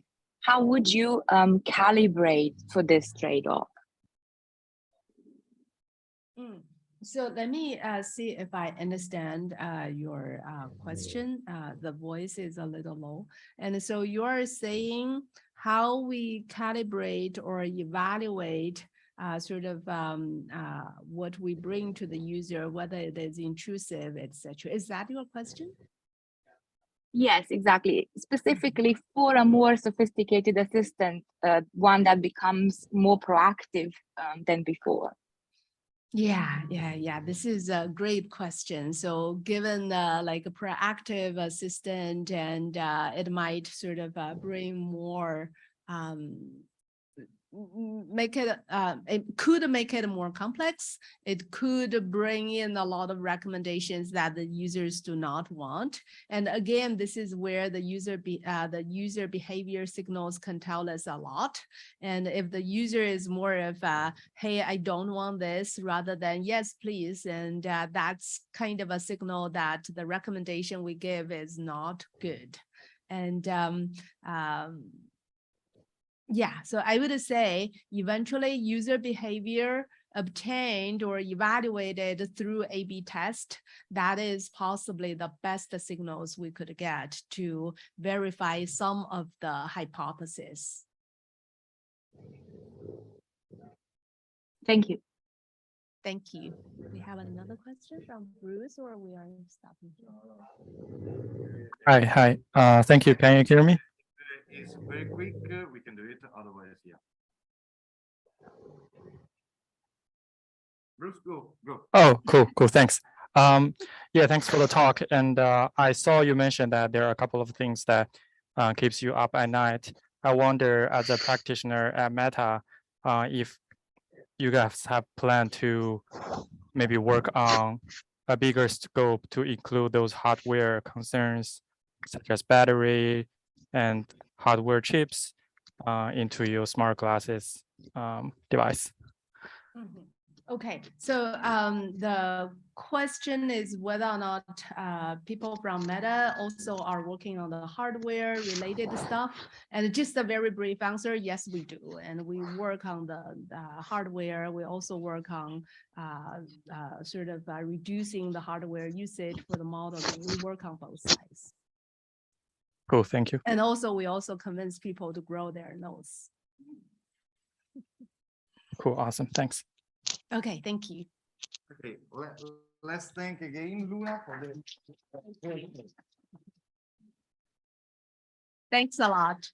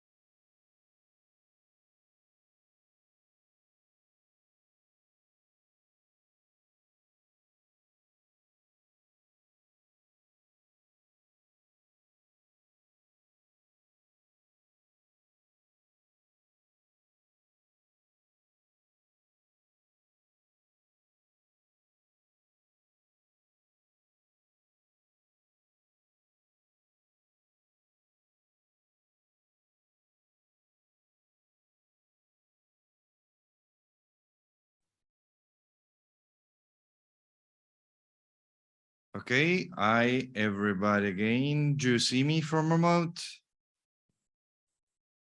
And hear me? Okay, perfect. So now we will have 7 minutes of break, and then we will start at 4 p.m. So see you very soon.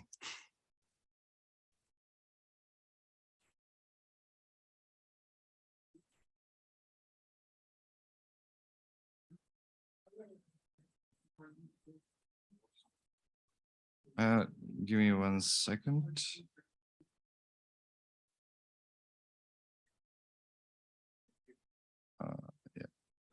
Slideshow.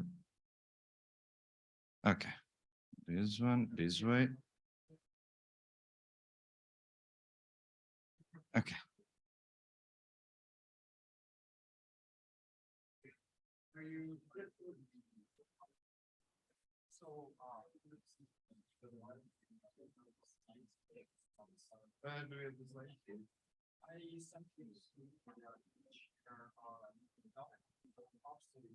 You are in the second session?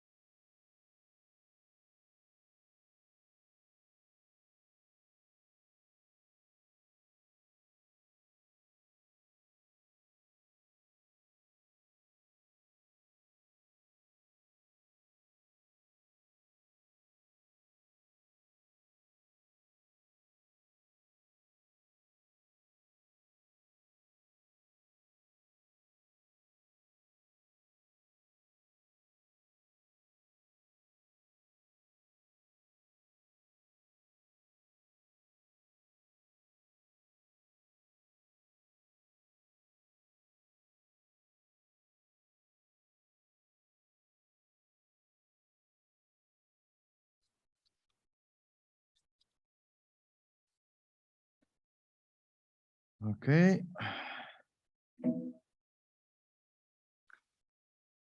So now we can move to the next presentation. Let me introduce you, your next session chair, Vincenzo Pavarella.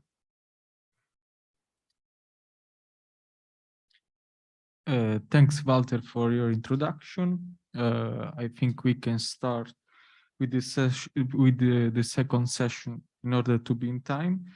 The first paper is a long paper entitled Nudging Towards Health in a Conversational Food Recommender Systems using Multimodal Interaction and Nutrition Labels. The presenter is Ayub El-Majudi. Are you connected? We will check it during the presentation. Okay. Okay.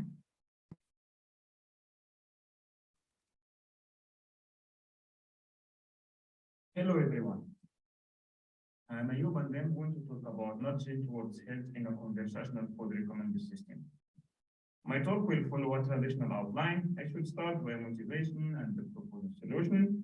Then I will discuss the research question and the dimension of the research question, followed by the system design and user flow. And at the end, I will discuss the results and the experimental evaluation of our system. Well, it has been found that online eating behaviors are unhealthier, specifically due to the popular recipes that are circulating throughout the internet are unhealthier, and they are not adhere to international healthy eating guidelines. So the first motive for this work is to find a way to help people eat more healthier options or choose more healthier items when it comes to food recommender system. This is on the one hand. On the other hand, imagine that you are planning to go to a holiday or planning to visit a city and so on and so forth. So oftentimes, all those plannings, you do them beforehand. You do them before, for example, 1 week or 2 weeks, and then you look for suggestions from your peers or from some applications and so on and so forth. This is the opposite of when it comes to food. People, they want to decide what to eat in time. People want to get suggestions when they are in the restaurant, not, for example, a week before going to the restaurant. And this way, we introduce a conversational recommender system that will help people to choose or to give suggestions in time. So this is why we need a conversational or a food recommender system that can interact with people. And for that, we propose a new conversational model for food recommendations that allows multimodal and natural use system interactions.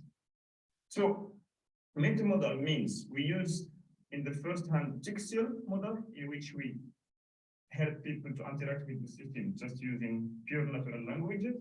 The second modality is in which we, in addition to text, we integrate images of the dish. And the last modality is the images of the dish and also nutrition labels to help people judge the healthiness of a given recipe.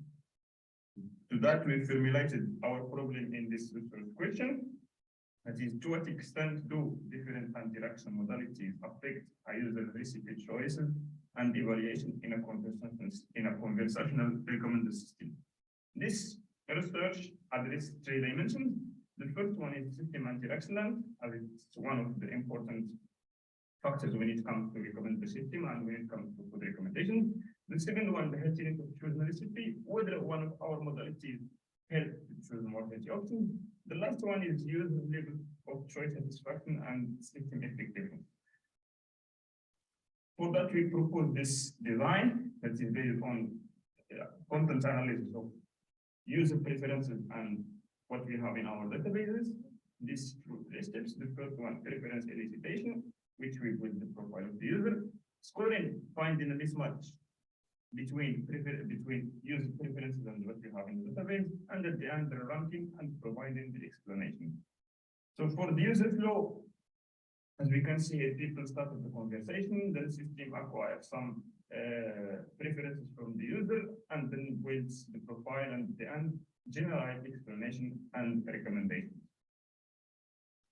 So we have 3 modalities or 3 systems. The first one is textual, as I discussed, multimodal and multimodal with labels. For the first one, it's the interaction. It's done through pure text. For example, once the system builds the user profile, it suggests, for example, I recommend this pasta dish because I know that you have a diet constant to meet. So the first dish contains blah blah blah, so mozzarella, cheese, and so on and so forth. But we also propose an alternative that is more healthier to you. For example, the second dish that we propose has less fat, less saturated fat, and less salt. For the second modality in which we integrate images of the dish, we also propose personalized recipe. For example, the first dish we propose also have ingredients. The first one is herbal chicken pasta, and the second one chicken pasta. Because of the second one has less sugar than the first one, less fat, less saturated, and less salt. The last modality is in which we integrate our nudge.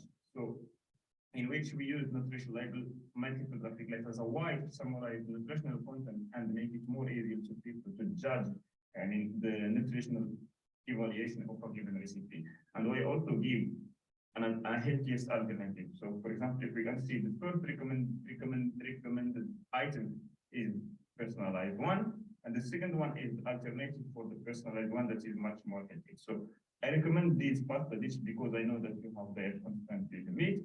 And the first dish I propose contains the ingredients that you like, but you can also look to the labels to judge which one you will choose. Well, so when it comes to the evaluation of our proposition, so for the choice satisfaction, unfortunately, we use a questionnaire that is revealed to not be consistent based on some statistical analysis. And also we use structural equation model to see or to evaluate the duration, the healthiness, and the system effectiveness. So we found that the last modality in which we integrated nudges, it's significantly correlated to the duration of the conversation, and this positively affected the system effectiveness. So people that spend more time revealed or claimed that the system has to be more effective when it comes to the nudge condition, but when it comes to the image condition, this has no significant relation. When it comes to the healthiness of chosen recipe, we found even when we use the nudge, people choose more healthy options, but this is not really significant compared to other conditions. And also, the healthiness of chosen recipe has no relation with the system effectiveness. So this is the result of our research. And if you want to know more about the details of this research, please you can find them in the paper. You can scan and get the paper. And thank you very much for your attention.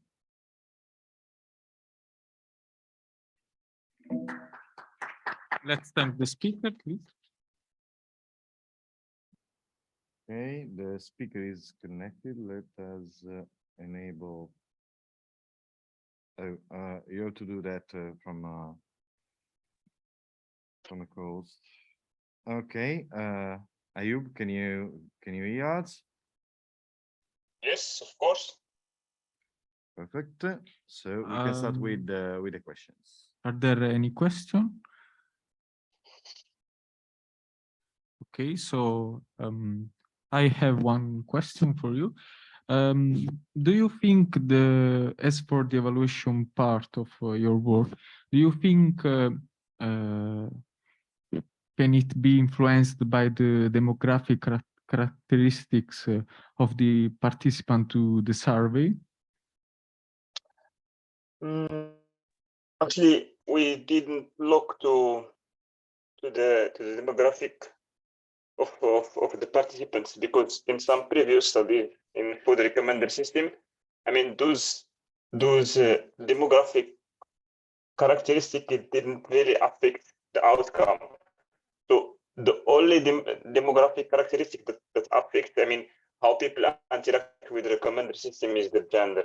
So for example, in a recommender system, if you know that a female is interacting with a recommender system, if you present some recipes that are, I mean, prepared by a female, this will increase the satisfaction of that gender. So this is the only, I mean, the only mitigation that we found anti-listed when it comes to food recommendations. But for example, when it comes to education, when it comes to, I mean, location, it didn't really affect how people interact with the food recommender system when it comes to conversational recommendations.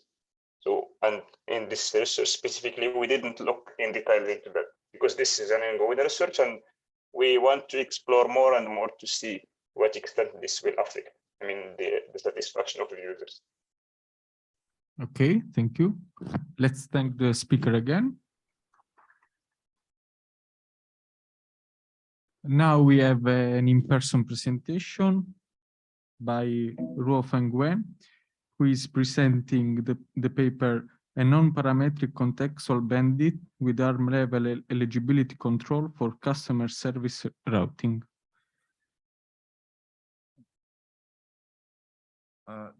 Do you see the presentation from remote? Yes, we can. Hi, everyone. My name is Ruo Fengwen. I'm here to present our work on non-parametric contextual bandit with ARM-level eligibility control for customer service routing. It's a joint work with Wenjun Zheng and Yi Liu. So when customer contacts Amazon, we first want to understand what their issue is, either predicted by the natural language understanding model based on their utterances, or based on their past profile data like recent orders. Once we know what the issue is, we want to route the contact to a specific agent, or we call them SME, subject matter expert, because they possess the right skills to resolve the specific issue.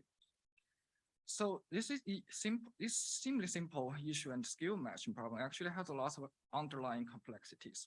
First of all, if you just do the matching between the issue and skills, it is not a direct optimization of the outcome of the contact, which is usually the customer satisfaction or some of the other metrics we care about. Second, there are uncertainty spreading across the whole process. First of all, your natural understanding model is not perfect in terms of detecting the issue. And to be worse, in most cases, the issue and skills are actually changing. They're dynamic over time. And the definition is also ambiguous because they are defined by the operation teams with human judgment. The SME catalog or the agent catalog is also dynamic because the agent can acquire new skills or get some role transfer. Finally, the CS is an operation business, which means the routing action in production, we need to explain it and also make it controllable by the operation team, which consists of non-tech. We propose to use contextual bandit to solve this problem. The vanilla bandit itself already solves a lot of issues, especially for the optimization of the outcome of contact, because you can just define reward as a customer satisfaction or some other metrics. The contextual bandit can also explore under uncertainty, but the problem here is we do have the partial and imperfect information in the issue and skills. And how do we utilize that? You can also build a simple contextual bandit model like a linear UCB or linear Thompson sampling, so it is explainable. But that does not necessarily mean it's also controllable by non-tech teams. And also, how do you balance that, like the simplicity in explanation versus the performance? So here is our work. Our work basically tries to address these additional challenges with two independent contributions. Specifically, we propose to use an eligibility control mechanism to utilize the skill and the issue or any other general rules to limit the exploration of the bandit. But at the same time, it will also validate whether these information are reliable or not and adapt its behavior based on that. Separately, we propose a new fully non-parametric contextual bandit model called KBoot. Like the most other non-parametric model, KBoot is interpretable because you can basically just attribute your final decision to each of the past similar examples. It's also controllable because you can modify, like adding, removing, or inheriting examples across different arms in order to influence the model behavior. And this kind of change is intuitive for non-tech business team to operate and also instant if you want to make a production change. Finally, non-parametric models have fewer assumptions, so it needs minimal maintenance from the ML scientist. So let's get into a little bit details about contextual bandit. So for our model, the bandit will observe the context X, which is everything we know about the customer contact, including nationality understanding and the profile of the customer. And we define each arm as an SME. It could either be a human agent or a bot with specific skills. Finally, the bandit will see the reward, which we define as the metrics we care about, like the positive rating in an after context survey or the number of transfers during the contact. The goal of the bandit is to maximize the total reward over n consecutive contacts. In our special setting, we observe one more thing. We call it the eligibility scores. The eligibility scores are basically a real number between 0 and 1 for each of the arm. And if you have a higher score, it basically means it's more likely the arm will suit this particular case. Or it is like the SME is more likely to be eligible to resolve the customer issue. Note here, the eligibility score is claimed, which means it could be wrong or noisy. So in many applications, you might actually be able to get the E directly from the owner of the arm. For example, for ads bidding or the voice assistant skill competition. In that case, the ads are managed by different companies or brands, same thing for skills. But in our case, we derive this score as a conditional probability of the arm being eligible given the context. You can further decompose them into two parts. One is a binary claim on each of the issues, saying that this arm is eligible to solve a particular issue, or we can, in general, calculate a state of the environment. And you have a probabilistic prediction from another black box model, which you do not have access to, that gives you the probability of the current state or the current issue given the context. So here, one thing to note is that these two components combined together actually absorb all the uncertainties that I mentioned before, including uncertainty in LU, uncertainty in the definition of this issue and skill, and also the dynamic changes. Here's a sketch of the key idea of how eligibility control or EC works. There are two naive ways you can actually use this score. You can just ignore it or putting it as part of the context, so you rely on the contextual model to learn that in the model. In this case, you still explore every arm.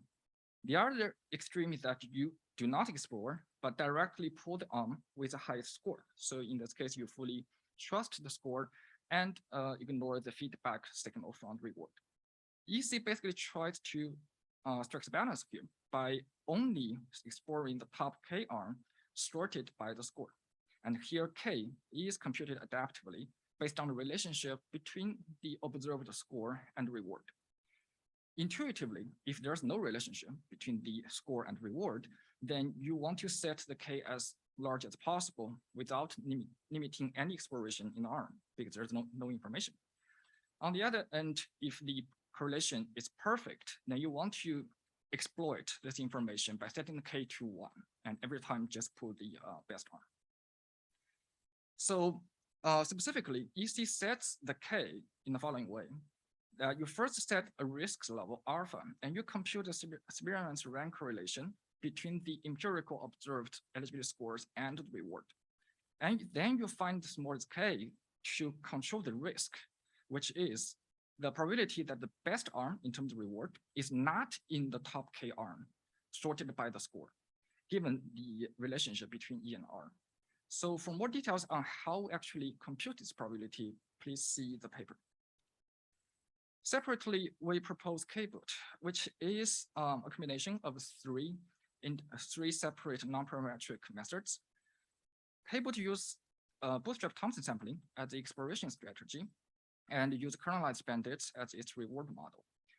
Each of these two are established method, but the major problem here is the computation. Because for non-parametric models, you will need to read in all the samples, all the historical samples. Specifically, if you want to do bootstrap on a contextual model, the common way of doing that is actually you bootstrap B times and you build one reward model per resample. It's very expensive. What KBoot does here is just using the simple KNN to glue these two parts together so that we can drastically reduce the computation. To set the computation to be around the KNN of the new X income when doing the inference. Here's a sketch of how it works. On the left, you have all the historical samples shown in yellow. You have the new incoming X you want to do the inference on, shown in blue. If you want to do a bootstrap, you need to bootstrap the whole space. What kboot does here is on the right, that it finds a range that is around the KNN of the new incoming X, and ensure that this wrapper or the range covers enough sample variance so you can actually do a bootstrap in it. It utilizes a similar way that I described before to control certain kind of risk that you're leaking out certain kind of neighbors, or we call it the influential samples. But for details on how we actually quantify this range, please see the paper. We tested our two models on several datasets, including 4 synthetic simulations, 4 real-life classification datasets that are converted into the bandit problem, and of course, our own customer service routing dataset. And what we find here is kboot is able to has comparable performance with neural UCB, which is a deep learning-based bandit, and both are much better than the linear UCB, which is simple and interpretable. But here note, kboot is a non-parametric model and has interpretability and controllability. We also tested the agility control under different scenarios, under different levels of correlation between the agility score and the reward, and also the reward function. And what we found is that with the right hyperparameter, which is alpha risk level here, EC dominates the 2 naive methods. And finally, we test this on our own routing dataset, and using kboot plus EC does outperform at the existing emulated policy. And that's the end of the presentation.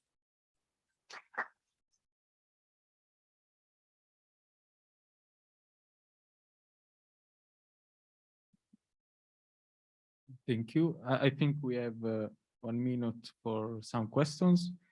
Any question from the audience? No. So I have one. Have you tried to utilize other correlation metrics for the eligibility control and the reward, other than the one that you used? Yeah, so we did. And apparently you can also use like Kendall's tau for this, or any kind of non-parametric model. I mean, the reason why we use a non-parametric way or a non-parametric coefficient instead of Pearson or some of the others is for the sake that we want to keep the whole pipeline end-to-end non-parametric in a way. And you can do more complex stuff over there, but since it's a proof of concept, we use the simplest way, which is the Spearman correlation. But more complex things can be done. Okay. Thank you. So let's thank again the speaker.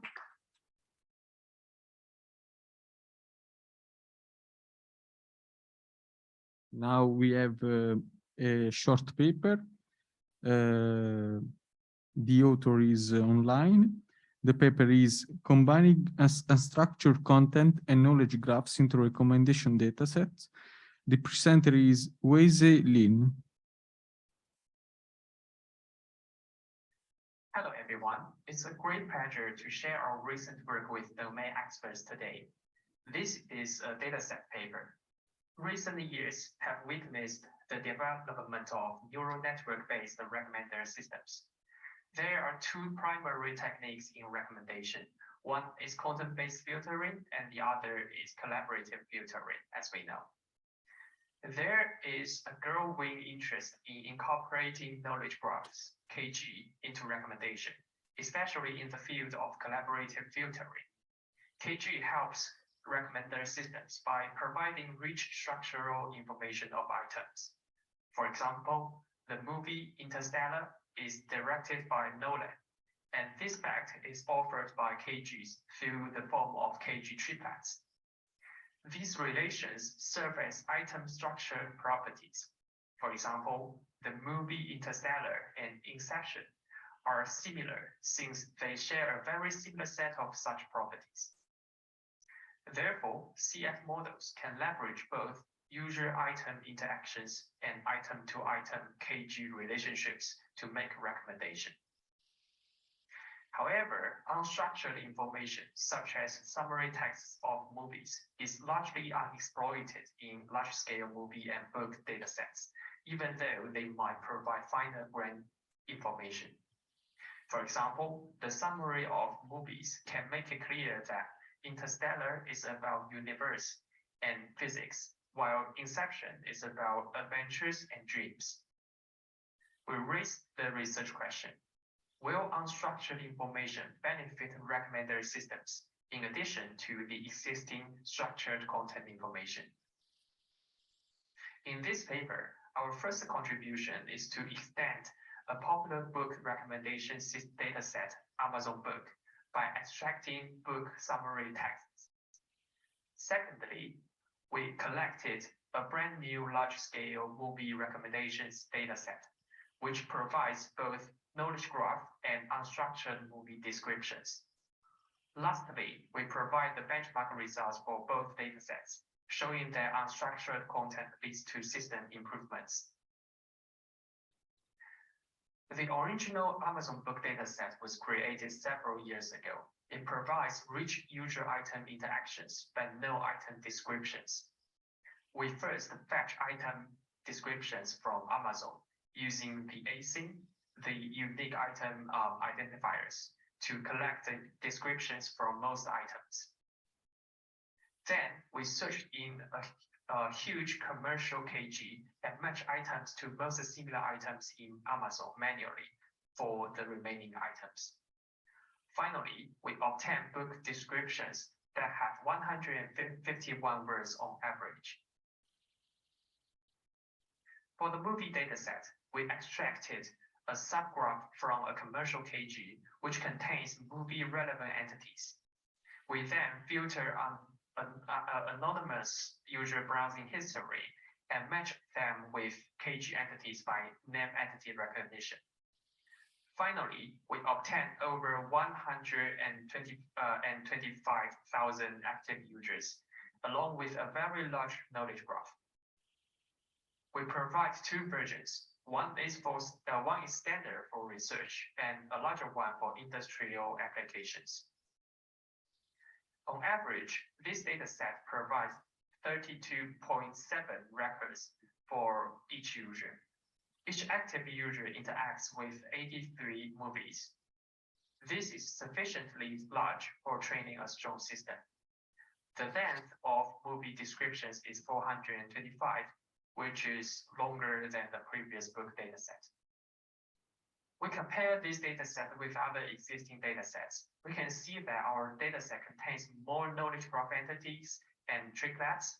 It also provides unstructured content that is not provided in any of these existing large-scale datasets. We don't show the full benchmark table here, but we present some interesting findings. With the structured content only, the CF model highlighted here works very well. A content-based filtering model, as shown here, works slightly worse using only the unstructured content. Combining these two systems leads to a better performance in all metrics. Therefore, in summary, we present two new datasets that provide both structured and unstructured features. We show that incorporating unstructured content in KG-based models is beneficial. The codes are available here, and the data will be available soon after the internal publication approval process is finished. Thank you very much.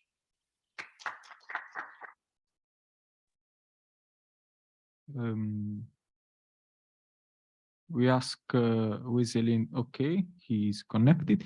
Any questions from the audience? Okay, I have a couple of questions. The first one is about the data set you proposed. Have you performed some evaluation of the entity linking just to check if the linked entities were corrected?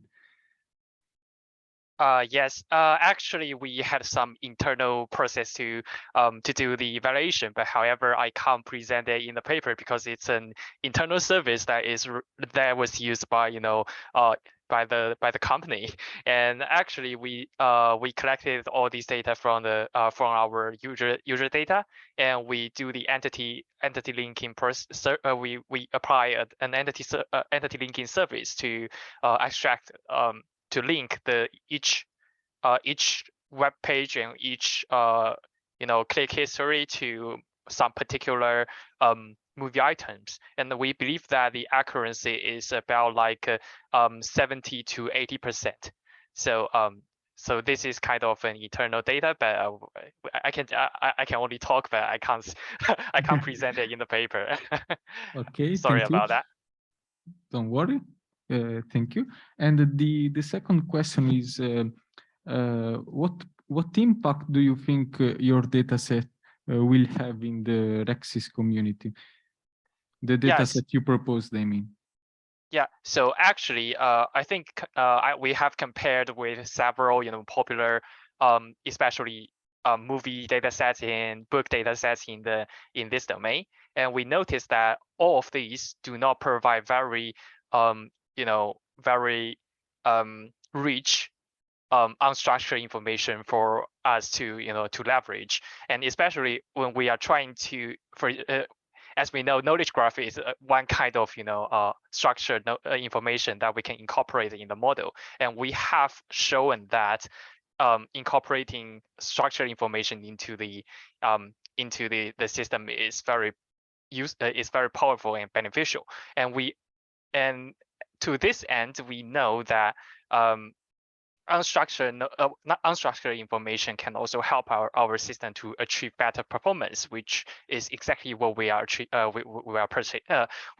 pursuing for. So we believe that this data set can help a lot of researchers who are interested in combining both structured and unstructured information into their systems. Okay, thank you. Let's thank the speaker again. Now we have another presentation from the same author. This time it is a long paper, Transformer-Empowered Content-Aware Collaborative Filtering.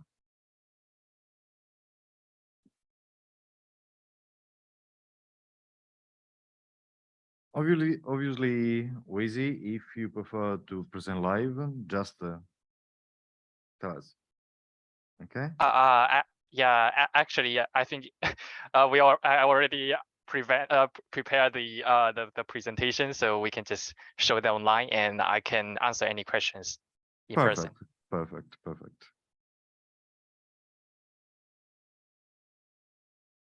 Hello, everyone. It is my great honor to present our recent study into knowledge-aware recommender systems today. As we know, recent collaborative filtering models, which we call as CF models, attempts to incorporate knowledge from external KG knowledge graphs to improve recommendation of movies and books. A knowledge graph triplet can be represented by head, relation, and tail, which serve as items structured properties that CF models can leverage easily. In practice, these knowledge graph entities and relationships can be easily combined with the user item interaction graph. There are two types of content-based information that recommender systems can use. One is structured content, for example, knowledge graph item-to-item relationships. This is popular in CF models, which is good at recommending static items such as books and movies. In contrast, unstructured content, such as item descriptions in natural language, is heavily used in news recommendation. The news titles and content are crucial in recommending dynamic items that are created every day. We normally use content-based filtering, which we refer to as CBF models, to take this type of information. But can we improve knowledge graph-based CF models with such unstructured item information? The challenges are twofold. First, no existing datasets provide both KG and unstructured content, but we managed to solve this problem by providing two new datasets in our another class paper. These two datasets are also used for evaluating systems in this paper. Secondly, recent large pre-trained language models, such as BERT, are strong in understanding natural language. But how can we incorporate it with a CF model, which is in a completely different paradigm? The naive approach is to generate item embeddings using transformers and fuse them with the CF model. But as shown in the figure, we can't backpropagate loss from CF model and graph nodes back to the transformer, since there are millions of graph nodes that requires backpropagation. As a result, we have to use pre-trained embeddings from frozen transformers. But the next question is, what is the best way to fuse the features? We explore some conventional fusion approach in this paper, which we will present later.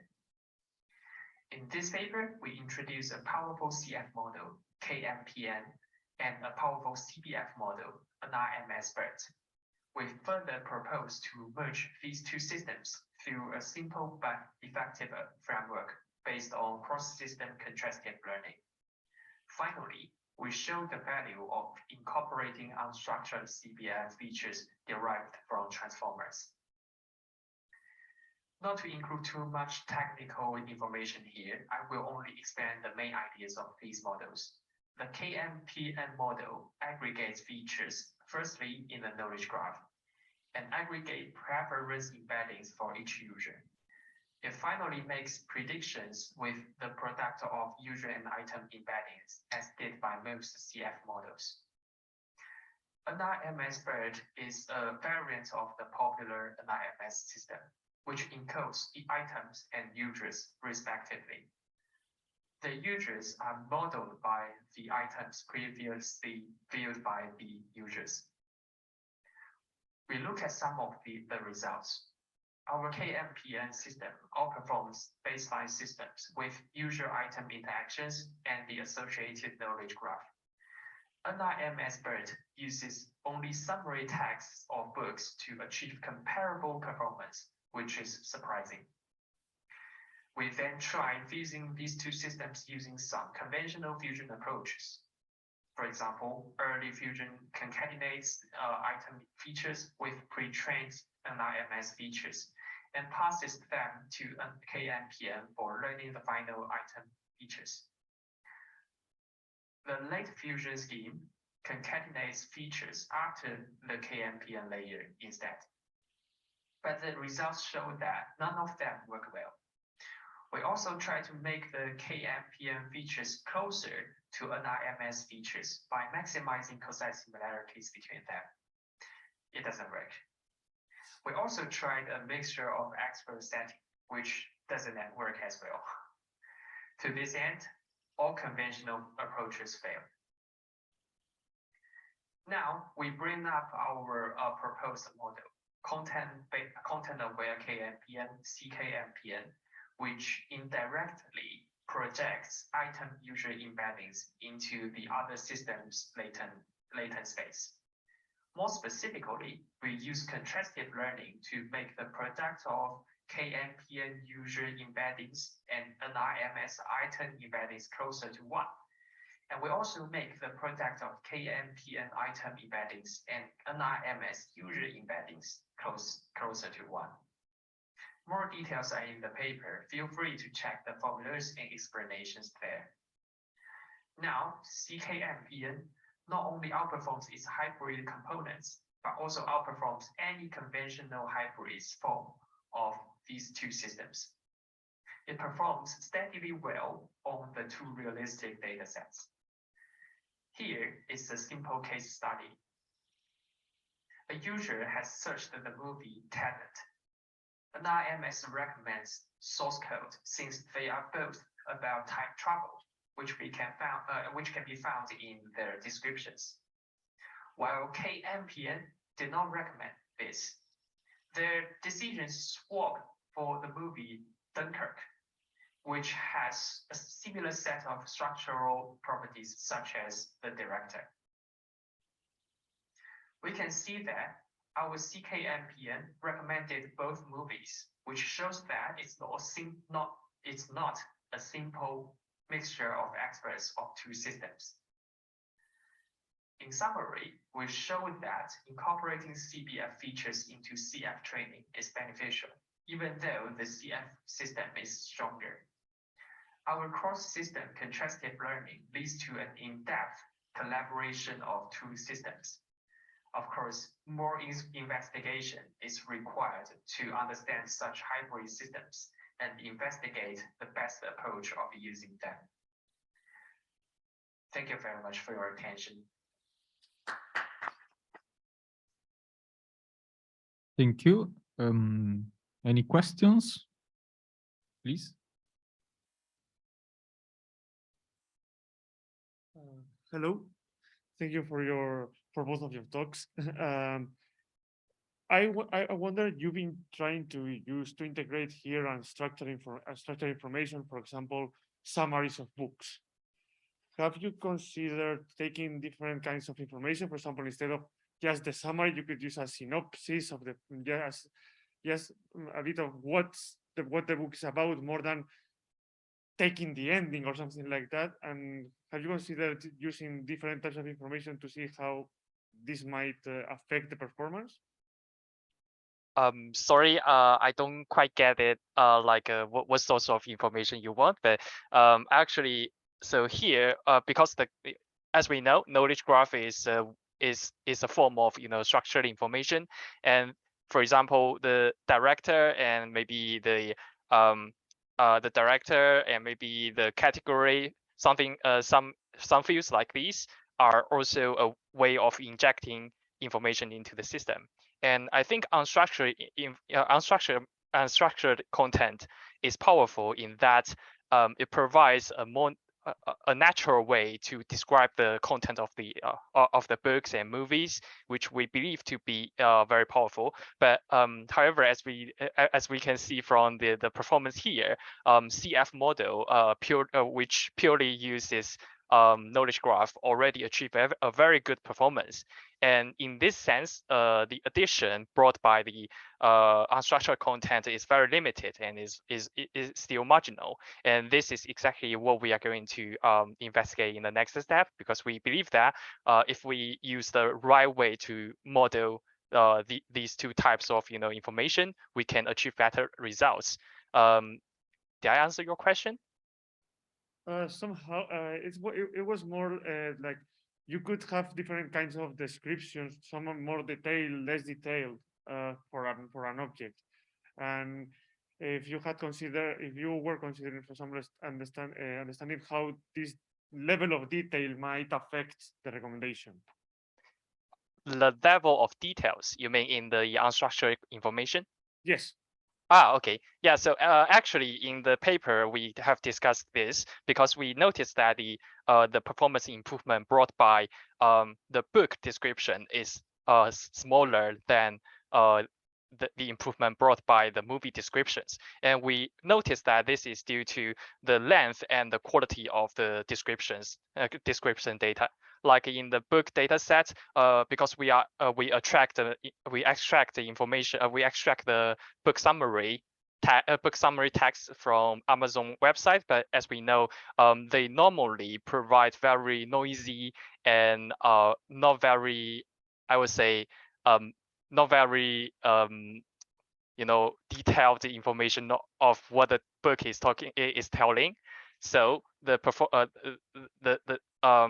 performance of using this information is much worse than in the movie dataset, because in movie dataset we extract information from a very huge commercial knowledge graph, which provides like 450 words per movie. So I think this kind of I would say the quality of the item description will definitely affect the system performance. Perfect. Thank you very much. Thank you. Let's thank the speaker again. Now this session has come to an end. I leave the floor to the session chair for the third session, Maurizio. Let us introduce the next session chair. I don't think he needs any presentation. Is Maurizio Ferrari da Crema for you.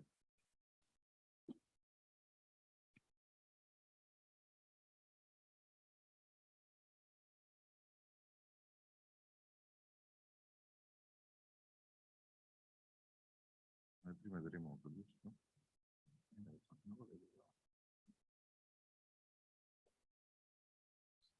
Optimizing.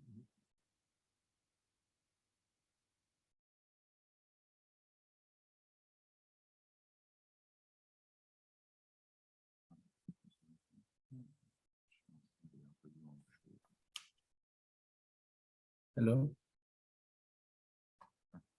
Hello, that's okay. 1 second. So, I Yes, am I can Maurizio. hear you. Sorry for late connection. Can you hear us? Hello, can you hear us? Okay, anyway, so this last session will begin with a paper titled Optimizing Semantic Enrichment of Biomedical Content Through Knowledge Sharing. We have a recorded presentation. Obviously, the author, if you want to present live, it is okay.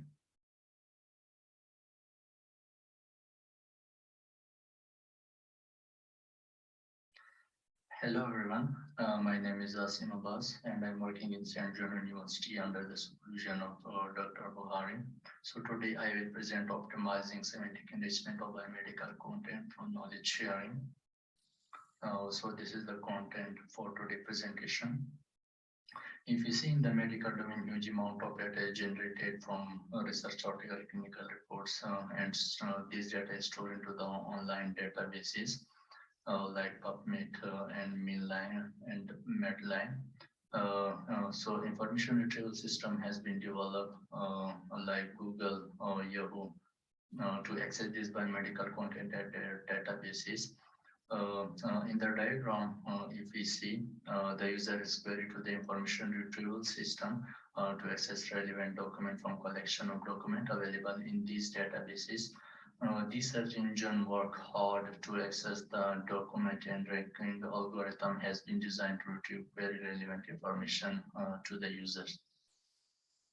But still challenges is available to the user in accessing the relevant information because of content heterogeneity, missing and imprecise metadata, and unavailability of associated semantic tags required for such engine optimization.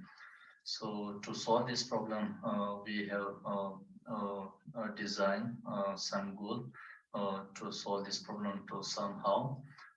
So our goal is to automate the semantic enrichment and notation process and to improve the semantic annotation quality by domain expert or peer review, and to optimize semantic annotation process to all the semantic search and biomedical contents.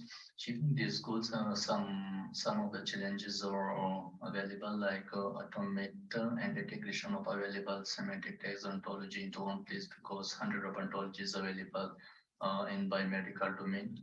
Data heterogeneity, low quality or incorrect semantic metadata cause the lack of search engine indexing and searching. But still speed and accuracy is needed to enrich semantic data for information retrieval. So this is a proposed methodology. This proposed methodology consists of two layers. One is the preliminary semantic enrichment, and other is social technical approach for annotation recommendation. So for preliminary annotation enrichment, we are using by portal to capture the semantic annotation, and we are to get the desired or quality annotation seeking care module is designed where author can generate their query to get help from the domain expert. And the query is posted on the semantically knowledge capping module. So the domain expert is allowed to reply to the query posted by the author. And this is the preliminary annotation interface where the author can edit or enter the text into this editor and annotate by clicking the annotate button. The annotation is started, and this annotation semantic information will be retrieved from the by portal. So the green line word, the green underline word indicate that this term has been annotated, and the term underline will be pink after selecting the term, and its related semantic information will be appear on the left side of the panel, where author is allowed to delete or change the semantic information for explicit term and remove the annotation or the annotation, and later on this semantic annotation can be used for the publishing purpose.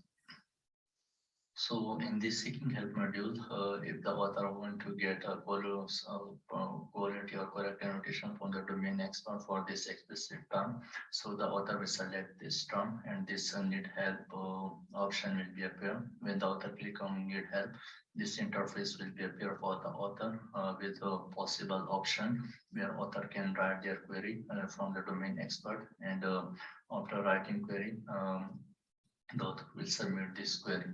So when the author submit the query will be appear in the semantic knowledge campaign module to all the community user. If any user know the answer of this posted query, the user will click on this answer, and this interface will be appear to the user or expert with a possible option to reply to this posted query. After posting the reply by the domain expert, the community user will evaluate this domain expert response by upload and download, and recommendation will be received to the author, where when the author click on this new recommendation, this interface will be open containing the domain expert response. Here author can accept or reject the recommended annotation. By accepting, the optimization process will be completed. So we have collected some feature by evaluating this methodology like upward, downward, expert confidence score, and author credibility score. So we are applying Wilson score on this upwards and downwards, and some kind of value will be obtained between 0 and 5 from Wilson score, and to normalize the expert confidence score and other credibility score between 0 and 1, we are using this mathematical equation. So in the evaluation and result section, in the proposed methodology, 30 number of 30 participants have 30 user or 30 people have participated, and we have downloaded a 30 document from the PubMed and distributed over each user, and where we obtain the number of posts and responses from these participants, also upload and download. So at the preliminary semantic annotation, by processing these documents, we analyze that a word or terminology n-gram of 1 has been recognized by the portal easily compared to the terminology of n-gram 2, 3, 4, and 5. Also, we analyze that the terminology of n-gram 1, 5, 4, 3 to give more coherent and meaningful information related to n-gram 1. So we also identify result before social technical approach and after social technical approach. If you see in the figure 2, after social technical approach have gained high accuracy related to the before social technical approach. So this is the system demo which I have already presented in the previous slide, and you can visit our website available on this link. And in the conclusion, we have designed social technical semantic annotation optimization methodology to discover precise semantic annotation from the original content creator or from the expert. So to get the preliminary semantic annotation at content level, we have used the BI portal, and we have automated this annotation process for the author. And also semantic annotation optimization approach is designed where the author can post their query for optimized quality annotation recommendation. This is the references. Thank you.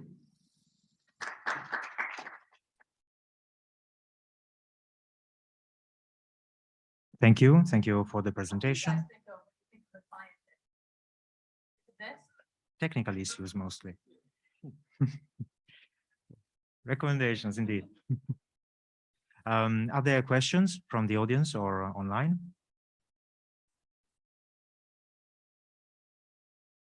If not, I have one.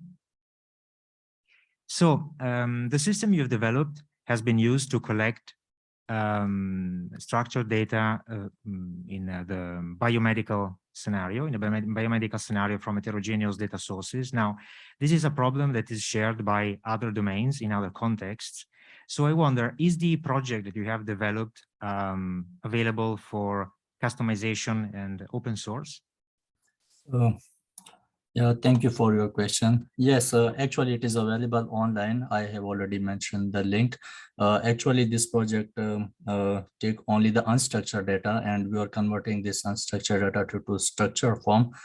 But also we have a problem of like search engine optimization need a correct structure or semantic in this data, but we have solved this problem by involving the domain expert or the original content creator in the loop. So from getting the getting the original or correct data from the domain expert, then we will convert this data into structured format for publishing purpose. Okay, thank you. Thank you very much. If there are no other questions, let's thank the speaker again.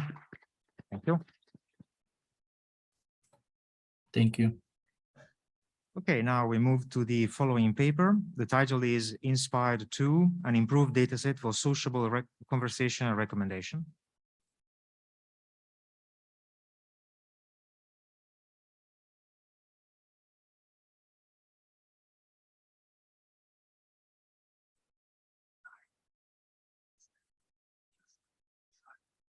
Which one do you want? The whole time? Yeah.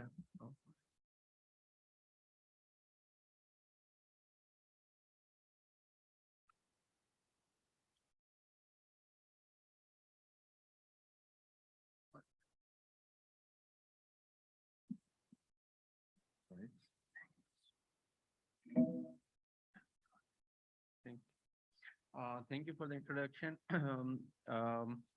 In this paper, basically we have like improved the existing data set on sociable conversational recommendation, and let's see how things were and how things are in this particular data set. So let me just start with like what exactly the sociable conversational recommendation is. So basically, sociable conversation recommendations build rapport with the user while influencing the recommendation process in a more persuasive perspective, and try to obtain the trust, of the user. From a social sciences perspective, researchers have believed that the rapport actually influence the recommendation process in a more effective way, while suggesting the item that a particular user is looking for or has a needs. So one way to implement the sociable strategies in conversational recommendation is to build up a data that includes such rich sociable strategies, and later on try to annotate the items and entities, and of course label the data in terms of their sociable strategies. And finally, once the data is like prepared in a structured way, we can build like information retrieval or even neural based models that can possess the sociable strategies in dialogue generation. Well, inspired dataset is just one of the example of conversational recommendation data where paired humans converse with each other. One played the role of a seeker, recommendation seeker, and the other as a human recommender. And in this way, like they have collected like more than 1,000 dialogues overall. And more properties of this dataset can be found in the original paper of Inspired or in our current paper. Just to mention, like the items and entities that were included in this data set were annotated using some keyword or pattern matching techniques, and the strategy label was annotated using the manual process. So let's see like let's have an example first. Like this is a previous example where a user is conversing with the chatbot and asking for recommendations, and the system of course try to provide the recommendations based on the conversational history. In this example, we have like entities and items highlighted in red rectangle that has to be like explicitly annotated for the entity recognition task.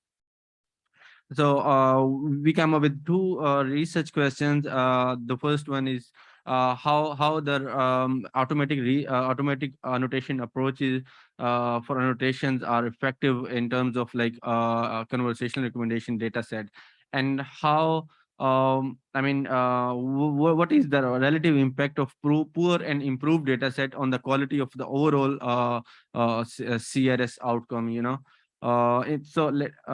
In this regard, first we try to observe the data, because looking at the data, we found that a huge number of items and entities were explicitly either wrongly annotated or maybe are not annotations at all, you know. So we come up with a manual process to identify and to annotate those items and entities, and to keep record of the issues that are currently are there in the inspired data set. Finally, we also try to like validate the format of the consistency and overall quality of the inspired data set in its original form.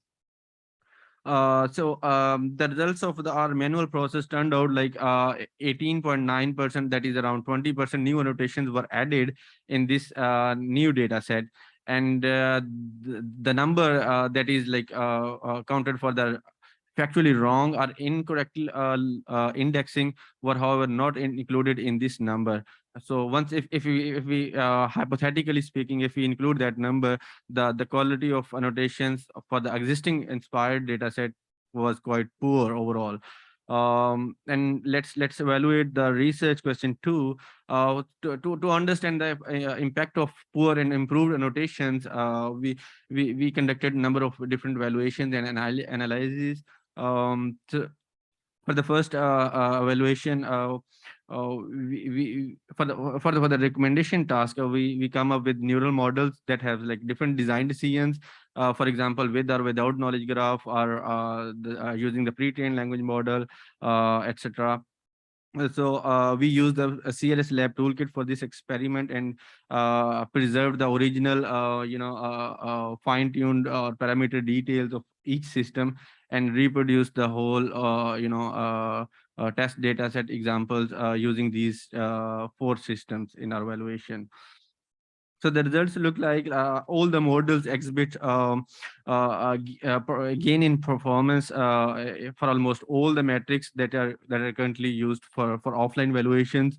And specifically, if you look at KGSF at the second row, the percentage change is quite high, because in this data set there are two explicit knowledge graphs being used for the entity and for the relational parameters. So we can see that from one aspect, entities and quality of items and entities, or overall the quality of data set, also impact the knowledge aware systems as well. The next evaluation is based on human evaluation, where we picked like 2 open source information retrieval based conversational recommender systems. We try to like generate 50 dialogues with these systems, and we use like 1 to 3 scale, absolute 1 to 3 scale for our user study. So the results depict that in case of Inspired 2, the average performance for both retrieval-based CRS was higher compared to the original version of the data set. So also the observed differences in their mean scores were also like significant, statistically significant. So we also conducted a number of like additional analyses where we try to understand like how exactly the explicit annotations are labeling actually impact the overall quality of data sets, our quality of CRS. So in this particular analysis, we picked the data from previous user study, and we counted the total number of knowledge concepts used in the responses generated by such systems. So overall, in case of Inspire 2, we find around 20 to 27% of new knowledge concepts were found in the responses, and that actually endorse the social level conversational strategies in the dialogues. We also conducted a belief score analysis where we try to estimate the correlation of our human evaluation and the offline score, and the results suggest that our human evaluation and the offline evaluations correlate with each other in terms of understanding the quality of both versions of that same data set. As a takeaway, we highlight that the high quality data actually plays a pivotal role in improving the effectiveness of a CRS, apart from implementing new algorithms or maybe fine tuning the existing models for the quality of the CRS. We release the source code source code for these experiments data, and of course the Inspire 2 data set completely on public repository in order to facilitate the design and research in conversational recommendations. Finally, here we have some references, and thank you for your attention. I'm happy to answer your questions.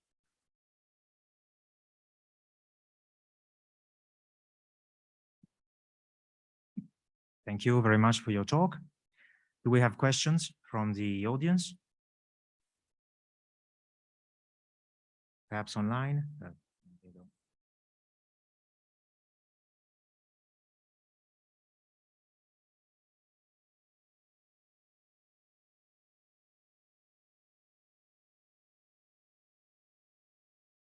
Okay, there are no questions. Let me break the ice with one.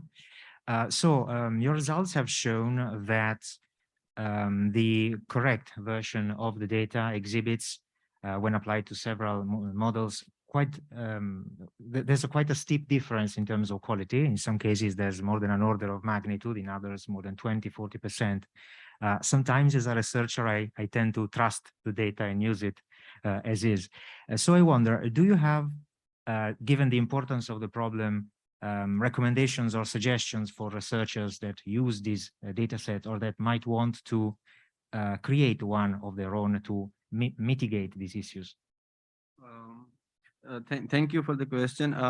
So basically, in this work, we have highlighted various kinds of issues that were present in the data set due to usage of automatic annotation, or you can say semi-automatic annotation techniques. So one way to mitigate such poor quality is to focus on the approaches that you use for the annotations or for the labels. That is very important thing to consider in this particular work.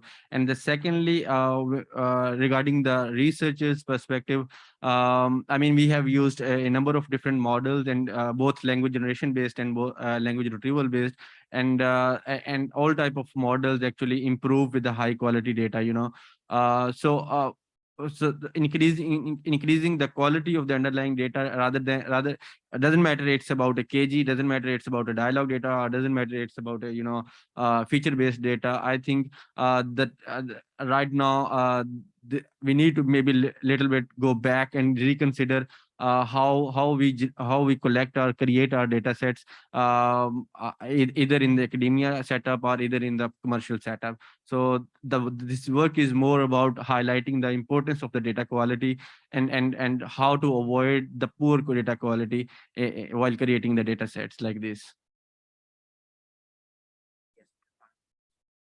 Okay, yeah, thanks for creating this data set. I just have a quick question on, do you think there are some other areas that you can further improve this data set? What are some of those areas?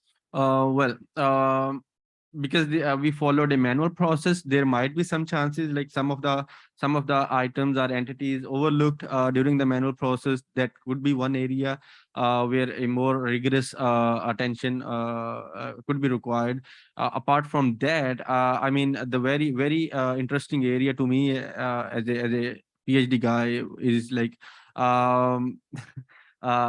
to invest, to use both kinds of data set for each kind of designs, with or without knowledge graphs. I mean, you can have like 4 different knowledge graph based models and try to see like in what aspects good quality data impact the other factors, in knowledge aware based systems. And similarly, when we use the pre-trained language models, we can also like investigate, for example, depending on various pre-trained language models, how the quality of data set impact on a particular pre-trained language. And similarly, I mean, in terms of design decisions, there could be a lot of different opportunities that can be done. We have mentioned some of them in our paper.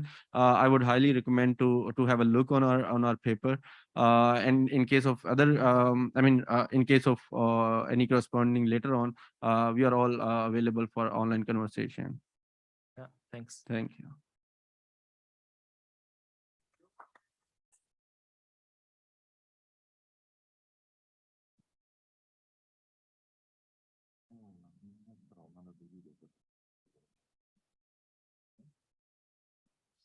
Okay, so the third paper of this session is titled Meta-Intents in Conversational Recommender System. The speaker is online, but we have the video. We're going to play the video unless the speaker wishes otherwise.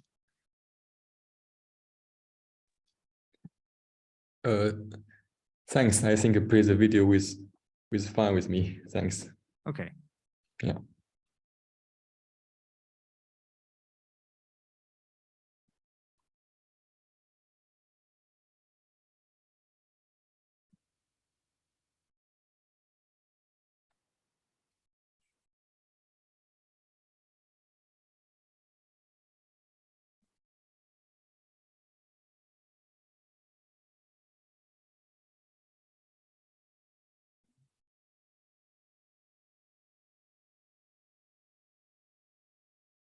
Hello everyone, I'm Yuan. Today I'm going to present our paper Meta-Intents in Conversational Recommender Systems, which cooperate with Team Dunkers, Team Klima, and the Corporate Sigma. This presentation consists of 4 parts. First is the introduction of Conversational Recommender System, or KaRS, and relevant challenges. Second is about Meta-Intents, the concept that we developed to improve KaRS, especially in user interaction aspect. Third is the study and the results. Last is the limitation and future work. KaRS has been gaining increased attention in research and industry in recent years. Conversational techniques can be distinguished between natural language-based, form-based, and caretaking approaches. Due to the considerable development of natural language processing, NLP techniques, NLP-based KaRS have become subject of extensive research. In this paper, we focus on the NLP-based KaRS. Now we want to discuss the challenges in the KaRS, especially interactive challenges. Although KaRS provides high flexibility in order to improve the user experience, it should be able to give the user a personalized conversation style when answering the user question. For example, should the question be with a long sentence or short sentence, neutral or human-like? In the level of system guidance, for example, a question should be usage level or technical level. In the style of system guidance, response should be shortcut through GUI elements or just sentence. Alongside the GUI widgets should include more options or short options. So different users have different preferences. To solve these challenges, we developed meta-intents to describe this kind of higher conceptual level preference. These meta-intents details include 8 vectors and relevant question items. Note that these questions are at early stage, neither perfect nor final. They are efficiency orientation, diversity orientation, goal focus, openness for guidance, interest in detail, human-like, comparison orientation, and scope of choice. We choose these 8 dimensions because they present the user's general interaction preference when user involved with the CTA or other form of KaRS. They are compatible with modern user interfaces, but not As the high abstract level intents, they may be affected by the user psychological characteristics. These factors may reflect the user interaction preference in CRS, but how do we use them in the CRS? We propose a framework, just like this figure. The left side is a stable psychological characteristic, decision-making style, which measure people in rational dimension and intuitive dimension. We assume they have an influence on the user interaction in CRS. Concretely, it may impact the meta intents and the user topic preference. In this study, we mainly focus on the decision-making style, meta intents, and topic preference. Just like this, our research questions are: does decision-making style significantly influence user meta intents or topic preference? Our hypothesis is yes, decision-making style significantly influences the meta intents and the topic preference. Do meta intents have a mediation effect between decision-making style and topic preference? This is our second research question. Our hypothesis about it is meta intents are domain-independent construct that only represent user interaction preference in CRS and do not have mediation effect between decision-making style and topic preference. To study these research questions, we conduct an online user study.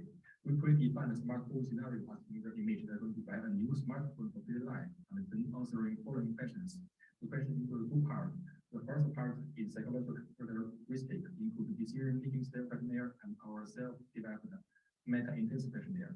The second part is about user topic preference, which are total 27 topics in smartphone domain.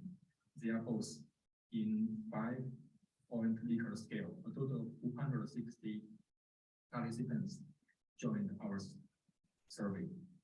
We applied structural equation modeling, SEM, to analyze the relationship among decision-making style, meta-intents, and topic preference. However, as we can see, there are many similar concepts among 27 topics.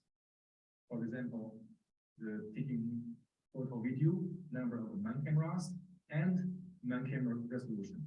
They should involve correlated weighting patterns. Therefore, we do not treat all 27 topics as a single independent variable, but apply exploratory factor analysis, EFA, to extract the conjoined latent variable, and then feed it into our proposed SEM model. And we get 6 latent variables for our topic preference: camera, reliability, novelty, design, memory storage, and technical. Finally, we applied SEM on participants' decision-making style, meta-intents, and topic preference. As the entire SEM is quite large, in order to analyze it methodologically, we split it into 2 parts. Part A shows decision-making style has a significant influence on meta-intents. After removing non-significant effects, 5 of 8 meta-intents factors remain. We found factor rationality having significant influence on 5 meta-intents factor, with the greatest impact on the interest in details and comparison orientation.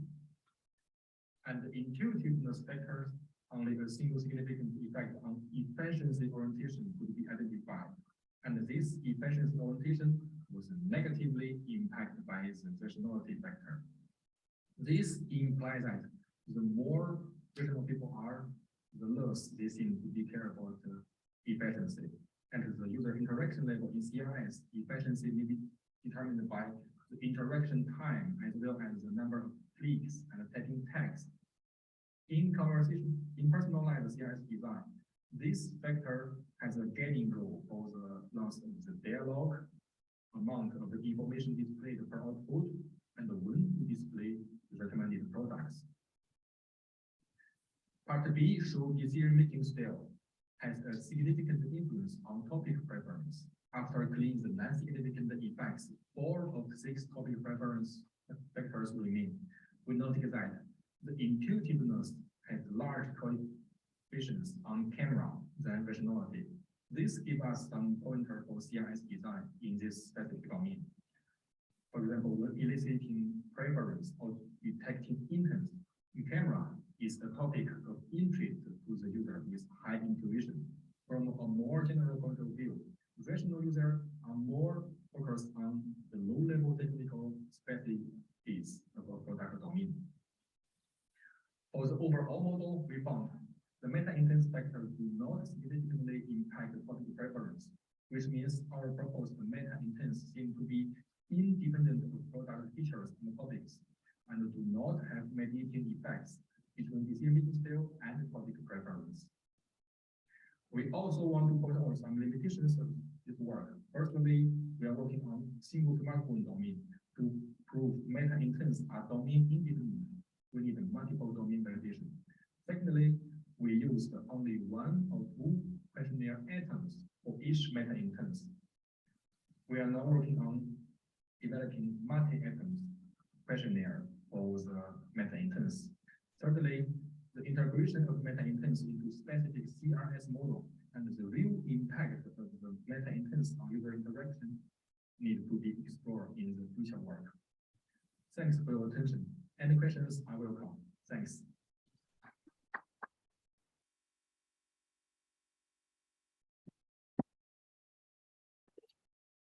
Thank you. Hello, thanks. We have some advertisement going on. Okay, so do we have questions from the audience or online? If not, I'll break the ice with one. So I was wondering whether you had any insight on what are the main challenges in integrating meta-intents in a conversational recommender system. So if it is possible, if you believe it could be possible to perhaps infer some of them based on the user behavior instead than from a questionnaire, what is your view? Actually, we propose this concept as a meta-intents. We hope it can give us some guidance to assign the user personalized the user widgets or even the language styles. But as you asked, maybe how can we define the meta-intentions? Currently, we just found, okay, the stable personality maybe have effect on this meta-intents. Maybe from the basic level, the interaction level, this is also our next step, try to figure out to analyze how does the meta-intentions really affect user interaction behavior and whether we can extract some information from the user's interaction behavior to predict the meta-intents or maybe decision-making styles. Yeah. Okay, thank you. Thank you very much. Thanks. If there are no other questions, I'll thank the speaker. Thank you. Thanks again. Yeah. Okay, so now we move to the last presentation of this session with the paper Performance Predictors for Conversational Fashion Recommendations.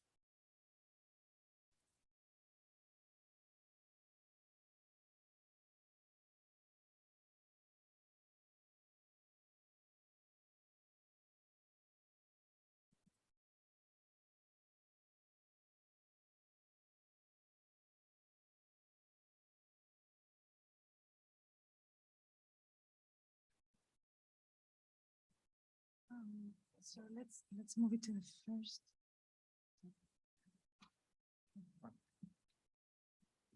Should I play from here?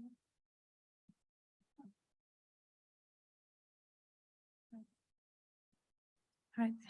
Hello, everyone. I will be presenting our paper, Performance Predictors for Conversational Fashion Recommendation. So our work takes place in the area of conversational fashion image recommendation. And here we see an example of a conversation with a number of turns. So first, a user has an image in mind, which is called the target, and receives a recommendation at turn 1, which is the candidate item. So based on this, the user provides natural language critique on the candidate item, and which describes the relative differences of the candidate from the target. So therefore, the next item is expected to be more relevant to the target. To train such systems, a common practice is to simulate the user relative critiques or captions with a technique that's called relative captioning. Therefore, the conversational success is defined as the identification of the target at a given turn.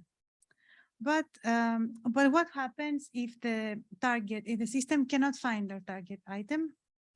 Are there ways to predict such conversational failures? So, traditionally, to predict a poor quality ranking in search engine results, query performance prediction is used, which can be either pre-retrieval and therefore independent of the result list, or post-retrieval. So, post-retrieval is assumed to be more accurate since it focuses on the scores of the results list on the result list of the top rank items, and specifically on their language models, their distributions, or their relation to scores from reference lists. So we are inspired by those techniques for our conversational task. However, our task differs from traditional QPP because we are trying to predict failures in a conversational multi-turn setting. So when can we make predictions? The answer is at each turn by using information both from the current candidate item and for textual critiques, which are referred to the item of the previous turn. And what is actually each retrieved candidate item? It's actually the top item of an entire list of ranked items with the associated retrieval scores. Therefore, we propose a conversational performance prediction framework, or CPP, which can be described as a function that includes critique feedback across turns F and result list sequences S. More specifically, for a single turn setting, our task includes feedback sequences and scores from the turn of interest, and for 2 consecutive turns, the task includes feedback and scores for 2 consecutive turns. For now, we only focus on score-based predictors and make the following assumptions. So for a single turn, if there is a high score for the top rank items, means that the system has a clear representation of a target and therefore tries to match this representation by finding a relevant item. And for multiple turns, the score of a top rank item will increase across turns, meaning that the system becomes more confident. Now, these are our proposed predictors of the CPP framework. So for a single turn setting, we propose the top rank item, the mean and the standard deviation of the top rank list. And for 2 consecutive turns, we propose the differences in the top scores and the overlapping top rank items between 2 consecutive turns. But how do we actually evaluate our CPP? So in QPP, success was measured by correlating with the ground truth ranking of queries by metrics such as NDCG, while in CPP, we measure success of a conversation by retrieving the correct item, so as high as possible in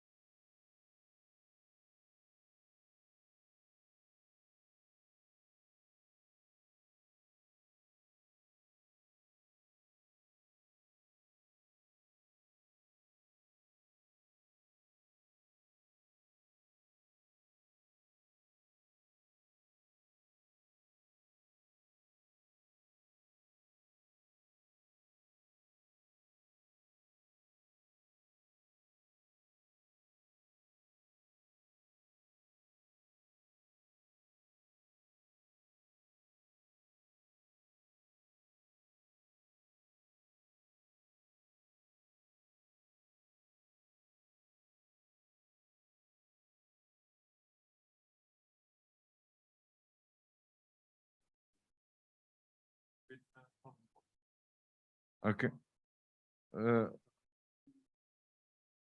Yes, we can hear you. Okay, let me. Okay, do you hear me? Yes. Okay, perfect. We lost the internet connection in the old conference venue, so yeah. Oh, I see. I see. Yeah.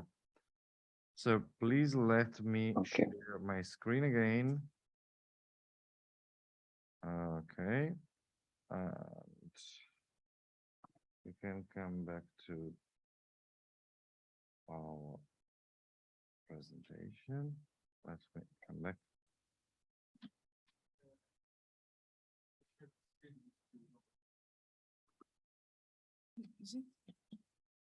Yeah, I think that this is due to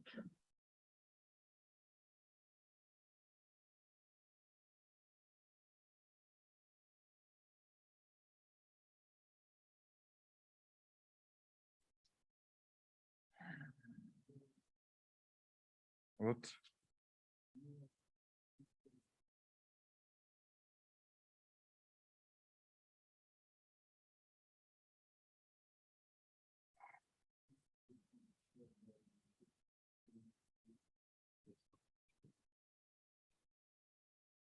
Only one.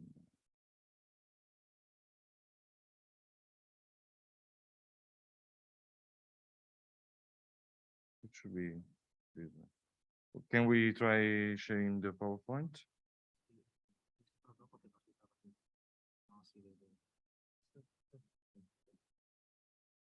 Okay. Let me okay. Let's do this way first. Okay. That's good. Oh.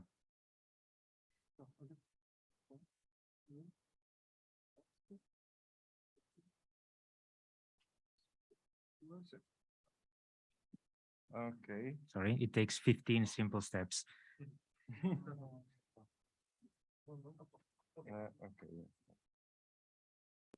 Okay, it's all right also online.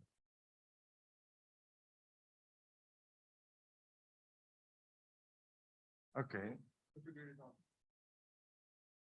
Please. Thank you. All right. No. Okay, so all right. So let's continue. Okay, so we were just describing our research question. So first, our first question, yeah, can we predict conversational performance with predictors based on a single turn in terms of all of our prediction horizons? And second,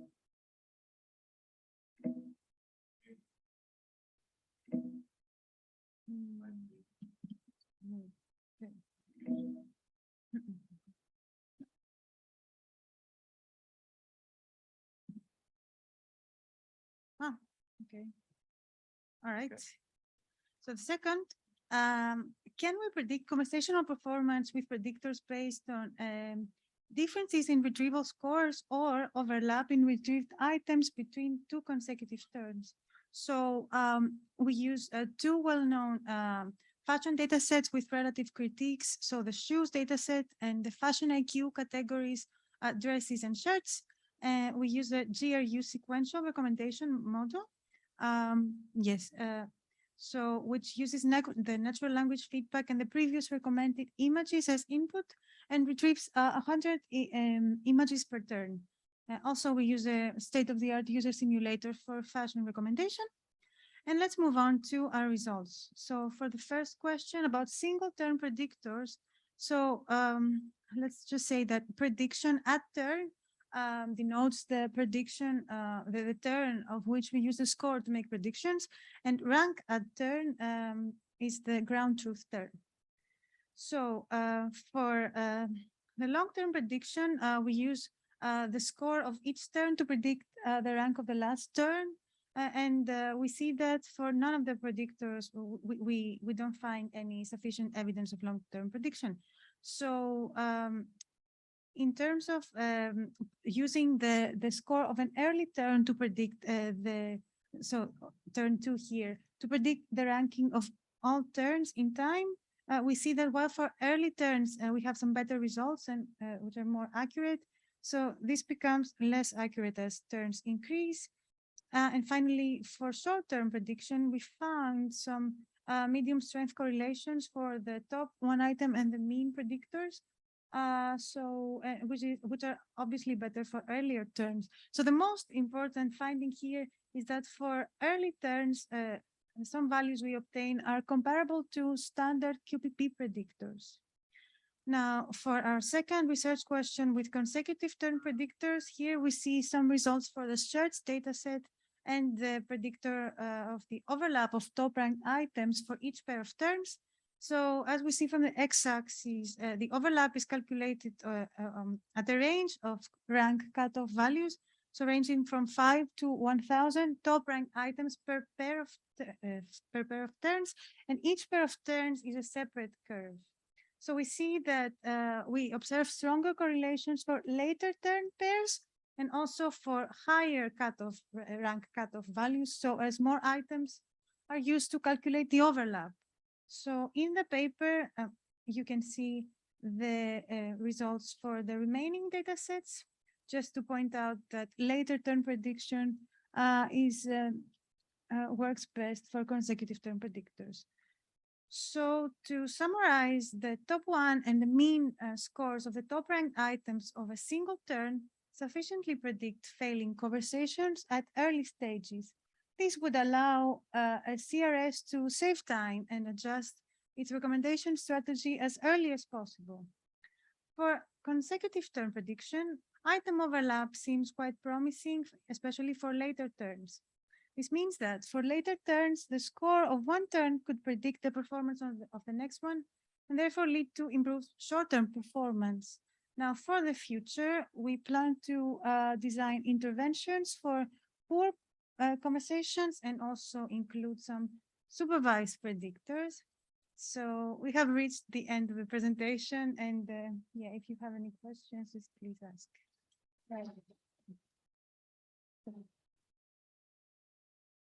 Thank you. Sorry again for the technical difficulties. We have a question from the audience, please. Thank you for the presentation. Regarding your question, research question 1, you somehow compared the prediction with the ground truth turn, right? So what if the prediction is good enough, but it is not compared to, I mean, it doesn't match with the ground truth, but at the same time, the prediction is also correct.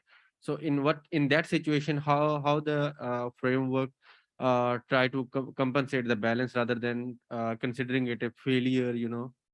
I'm not entirely sure I understand in what view you mean that a prediction might be correct, but not in accordance with the ground truth. Yeah.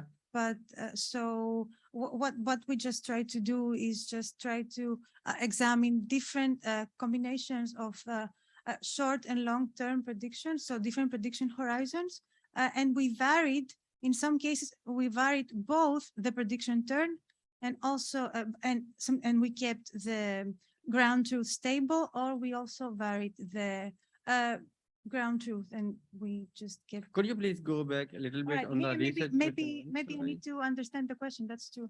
Yeah. All right. You can. Yeah, here. Yeah. All right. So which part? so on top, basically you have a prediction turn. Yes. And you have a ranked turn that you consider as a ground truth. Yes. So the question is like, what if the prediction turn is correct, but it doesn't match with the ground truth? All right. So the prediction term, the prediction term is simply the term for which we use the retrieval score. So it's just, a retrieval score as a ranked list of tools. So we just decided to use the score of turn 2 here and correlate it, let's say, with the ranking of turn 10. So it's not really about correctness, it's just about how this is predictive of this. I see. And Okay. with variations, of course. All right. Thanks. Right. Yes. We have time for another question. Quick Quick one, yeah. Okay, yeah, quick one. Yeah, just can you share? So you, in the end, you mentioned you want to maybe use the score to intervene the conversation. Just can you share how do you think you can intervene the conversation based on the Yes. score? Yeah. Okay, so basically, yes, one of our thoughts was to use those results and just design some further recommendation strategies. For example, for if something is not predictive, then at this turn, so maybe the recommender can start suggesting something else or change its model or method. And or another way is to actually start asking clarification questions to the user. So that they can provide more information about their preferences, for example, at a specific turn or, at a stage of the interaction. So. Got it. Yeah. Okay. Thanks. Yeah. All right. Just curious about.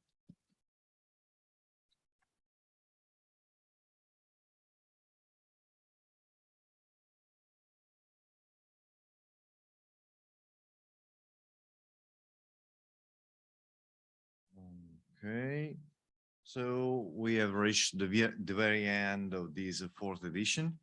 And first of all, I would like to thank the 3 session chairs.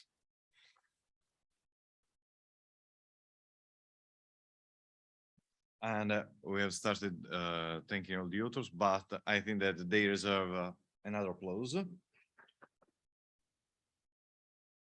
And I will give to you a couple of news because we went in a hurry before. So all the authors of all the former and the current edition of KaRS will be emailed as soon as we receive the list of the topics as definitive and approved by the UMUA committee. This is for the special issue we were talking before. For all the others, we will use obviously the Twitter account, and we will use all our mailing lists to inform you all about the call for papers. And one last thing that is worth mentioning is the fact that, okay, we are going out of the pandemic, so we could try to have some different forms of workshops, as we did before. So with the possibility of chatting, with the possibility of meeting and everything. But now we also have a lot of innovative ways to communicate. So we would like to receive, obviously, as soon as possible, so that we can organize those things for the next edition, suggestions or whatever you think could be useful to create a place where to meet, to chat, create collaborations and everything. Okay, so this was really important for us, and we talked with the other organizers before beginning this edition to do that. And finally, a big applause to all the audience, and thank you all. See you soon. Thanks.